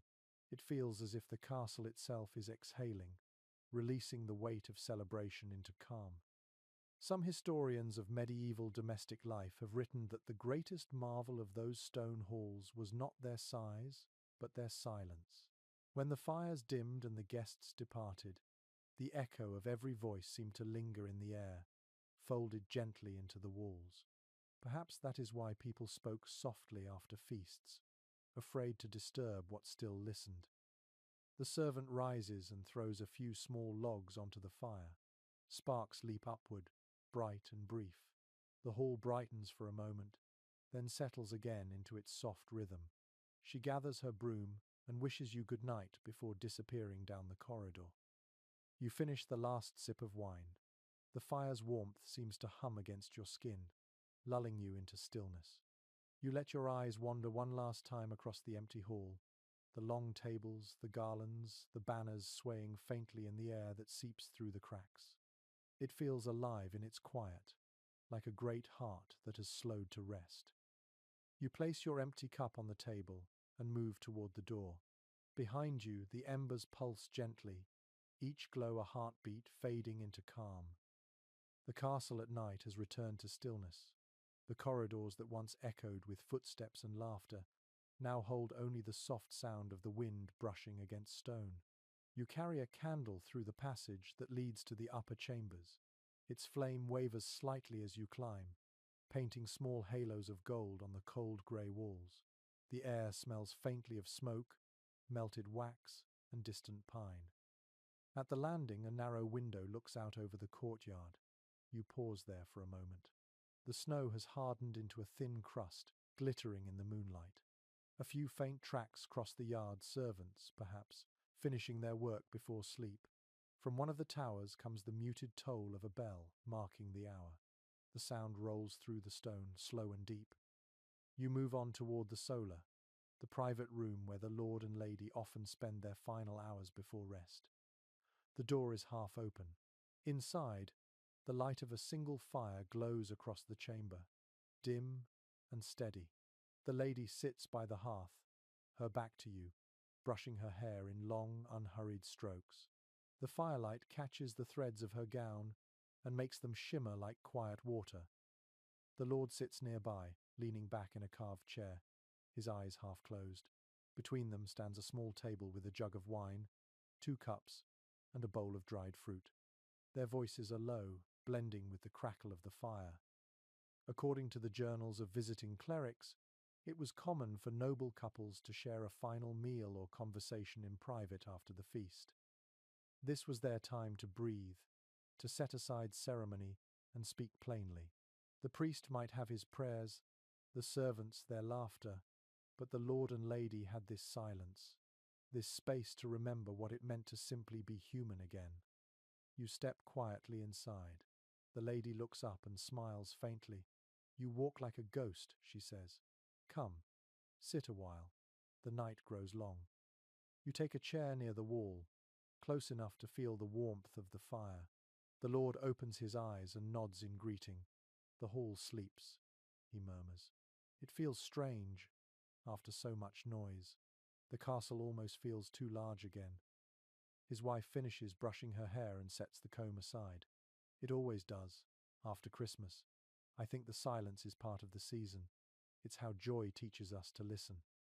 Her words drift softly into the air, and for a time, no one speaks. The fire shifts, sending a thin thread of sparks up the chimney. A curious note from a 14th century household record describes how some nobles found the aftermath of celebration more meaningful than the feast itself. They would speak of generosity, of neighbours and tenants, or of those who had died in the year before. Gratitude, they said, belonged to the quiet more than the noise. The Lord reaches for the jug and pours a cup of wine. He hands it to his wife, then fills another for himself. "Do you remember our first Christmas here?" he asks her. "The roof leaked and the kitchen flooded." She laughs softly. "And we only had one goose for everyone. So you made the steward cut it into 12 pieces. He said he'd never seen a lord so determined to keep peace through arithmetic." He smiles. Peace and hunger often travel together. According to family letters preserved in old archives, humor between noble couples was a sign of deep affection, a small rebellion against the stiffness of rank. To share laughter was to admit that neither wealth nor title could hold back the ordinary absurdities of life. The lady lifts her cup, gazing into the fire. "I wonder," she says quietly, "what our children will remember. Will they remember the feasts or the waiting afterward?" The Lord's voice softens. "They will remember warmth. That is enough." Outside, the wind rises, rattling gently at the shutters. The flames tremble, then steady. You feel the room grow warmer, not from the fire but from the ease between them. Their silence carries the weight of a long partnership, shaped by years of shared winters. Historians who study domestic life in medieval castles often point to this intimacy as the true centre of noble households. Beyond the grandeur and the ceremony, it was these small, unguarded moments that defined their humanity. The lords of record books were rulers, but the people in rooms like this were simply two souls watching firelight fade together. The lady turns toward you. "Tell me," she says softly, "how did the servants fare last night? I hope they kept some wine for themselves." "They did," you reply, "and they sang until the fire fell asleep." "Good," she says with a smile. "The house breathes better when laughter reaches every room." Her husband nods. A good castle should sound like life, not stone. The lady leans her head lightly against his shoulder. The firelight wavers across their faces, softening the lines of age, blurring lord and lady into something more timeless. In the quiet, you hear the faint whistle of wind slipping down the chimney, mingling with the hum of the flames. The air feels heavy with peace, the kind that arrives only after all duties are done. After a while, the Lord speaks again. Tomorrow we ride to the village with bread and candles. It's a small gift, but I'd rather carry warmth outward than keep it locked here. His wife nods. Then we shall go together. You watch the two of them sit in silence, their shadows stretching long across the floor. The night has grown deep, but it feels kind, as if the world itself has slowed its breathing to match theirs. When at last you stand to leave, they both smile. Sleep well, the lady says softly. The fire will keep watch. You bow slightly and step into the corridor. Behind you, the door closes with a gentle thud, and the faint murmur of their voices fades into the heartbeat of the castle. The castle sleeps again, quieter than ever. Outside, the snow has deepened, smoothing the earth into gentle curves that glimmer beneath the moon. Inside, every chamber glows faintly with the last warmth of dying fires. The feast, the music, the laughter, each has folded itself neatly into memory. What remains now is the long, slow heartbeat of winter. You walk the upper corridor one final time. The rushes underfoot whisper softly, the sound like breathing. The torches have been extinguished, leaving only the faint silver light of the moon seeping through the arrow slits. The air tastes cold but clean, touched with wood smoke and pine resin. It is a scent that speaks of endings and rest. Down in the courtyard, the snow lies untouched again, hiding the tracks of yesterday's horses and feet. The well gleams faintly in the starlight. Beyond the walls, the forest stands silent, its branches heavy with frost. You feel the strange peace that follows exhaustion, when even thought begins to quiet itself. According to an old chronicle of household customs, the final night of Christmas in a noble home was never loud. It was a vigil of gratitude, a time for quiet conversation and reflection before ordinary days returned. The joy of the feast was not forgotten, but gently folded away like a well-loved garment. You stop by a window and look out across the sleeping landscape. The village below the hill glows faintly from a few scattered fires. Somewhere, a dog barks once, and then the world falls silent again. The stars look close enough to touch, cold and unmoving. From far within the keep, you hear the faint murmur of the chapel bell. It rings not for ceremony now, but for habit, marking the passing of time. The sound feels softer tonight, almost like a lullaby meant for the walls themselves. A monk once wrote in his winter diary that the night after Christmas was the truest peace, when even the fire prays in silence. You think he must have known what this moment feels like. The air carries a stillness that is almost sacred, yet gentle enough to let you breathe easily. You pass the great hall and glance inside. The embers glow faintly in the vast hearth. No flames now, only soft light like the heart of a sleeping creature. The garlands droop, their leaves crisp and pale, but they still give off a faint smell of evergreen. You can almost hear the laughter of the night before hiding somewhere within the stones. A single servant crosses the far end of the room, carrying a small lantern. She pauses, looks at the fire, and whispers something you cannot hear before leaving through the side door. The glow of her lantern fades down the corridor until it becomes one with the dark. You stand for a while by the hearth, letting its last warmth touch your face. The silence hums gently, the sound of peace settling deep into the bones of the castle. Every sound that might have broken it, laughter, clinking cups, footsteps, feels far away now, softened by the hush of snow and sleep. Some historians call this the truest legacy of the medieval Christmas. Not its splendor, but its calm. The feast was fleeting, the quiet after was eternal. In that silence, people remembered what warmth meant. The fire gives a final sigh, a faint crack, and then falls still. You turn and walk toward the staircase, the last glow of the embers flickering across the floor behind you.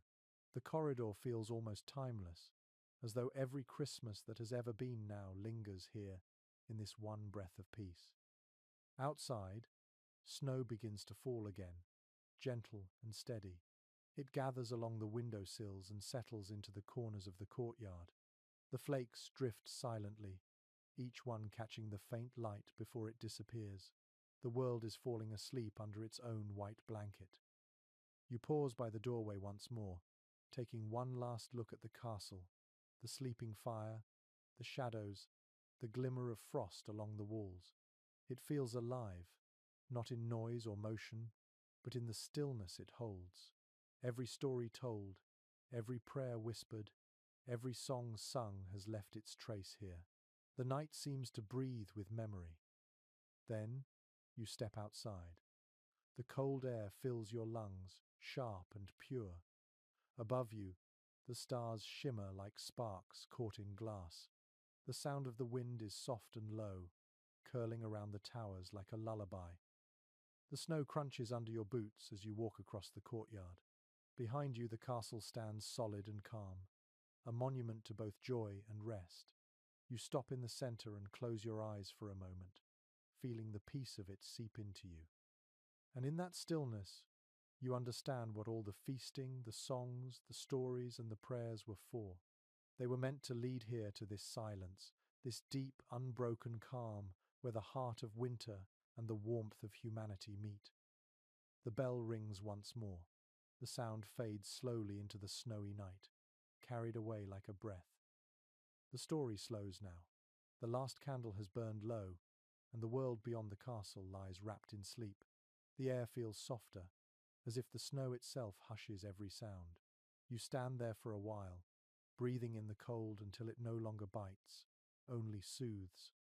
Imagine the faint glow of the hearth behind you, its warmth fading gently, not lost but resting. The walls around you hold centuries of breath, laughter, and quiet. They are listening now, just as you are. The night is no longer heavy. It feels like a blanket laid across the shoulders of the earth. Your footsteps grow slower as you walk toward the gate. Each crunch of snow beneath your boots becomes a heartbeat, steady and calm. The moon has climbed higher, bathing the castle in silver. Every icicle glitters softly. Every shadow smooths into peace. You stop once more, turn back, and let your eyes rest on the towers outlined against the stars. Inside, people sleep safely, their dreams warmed by the memory of fire and song. Even the wind has quieted, as though unwilling to disturb the rest that has finally settled here. Take a deep breath.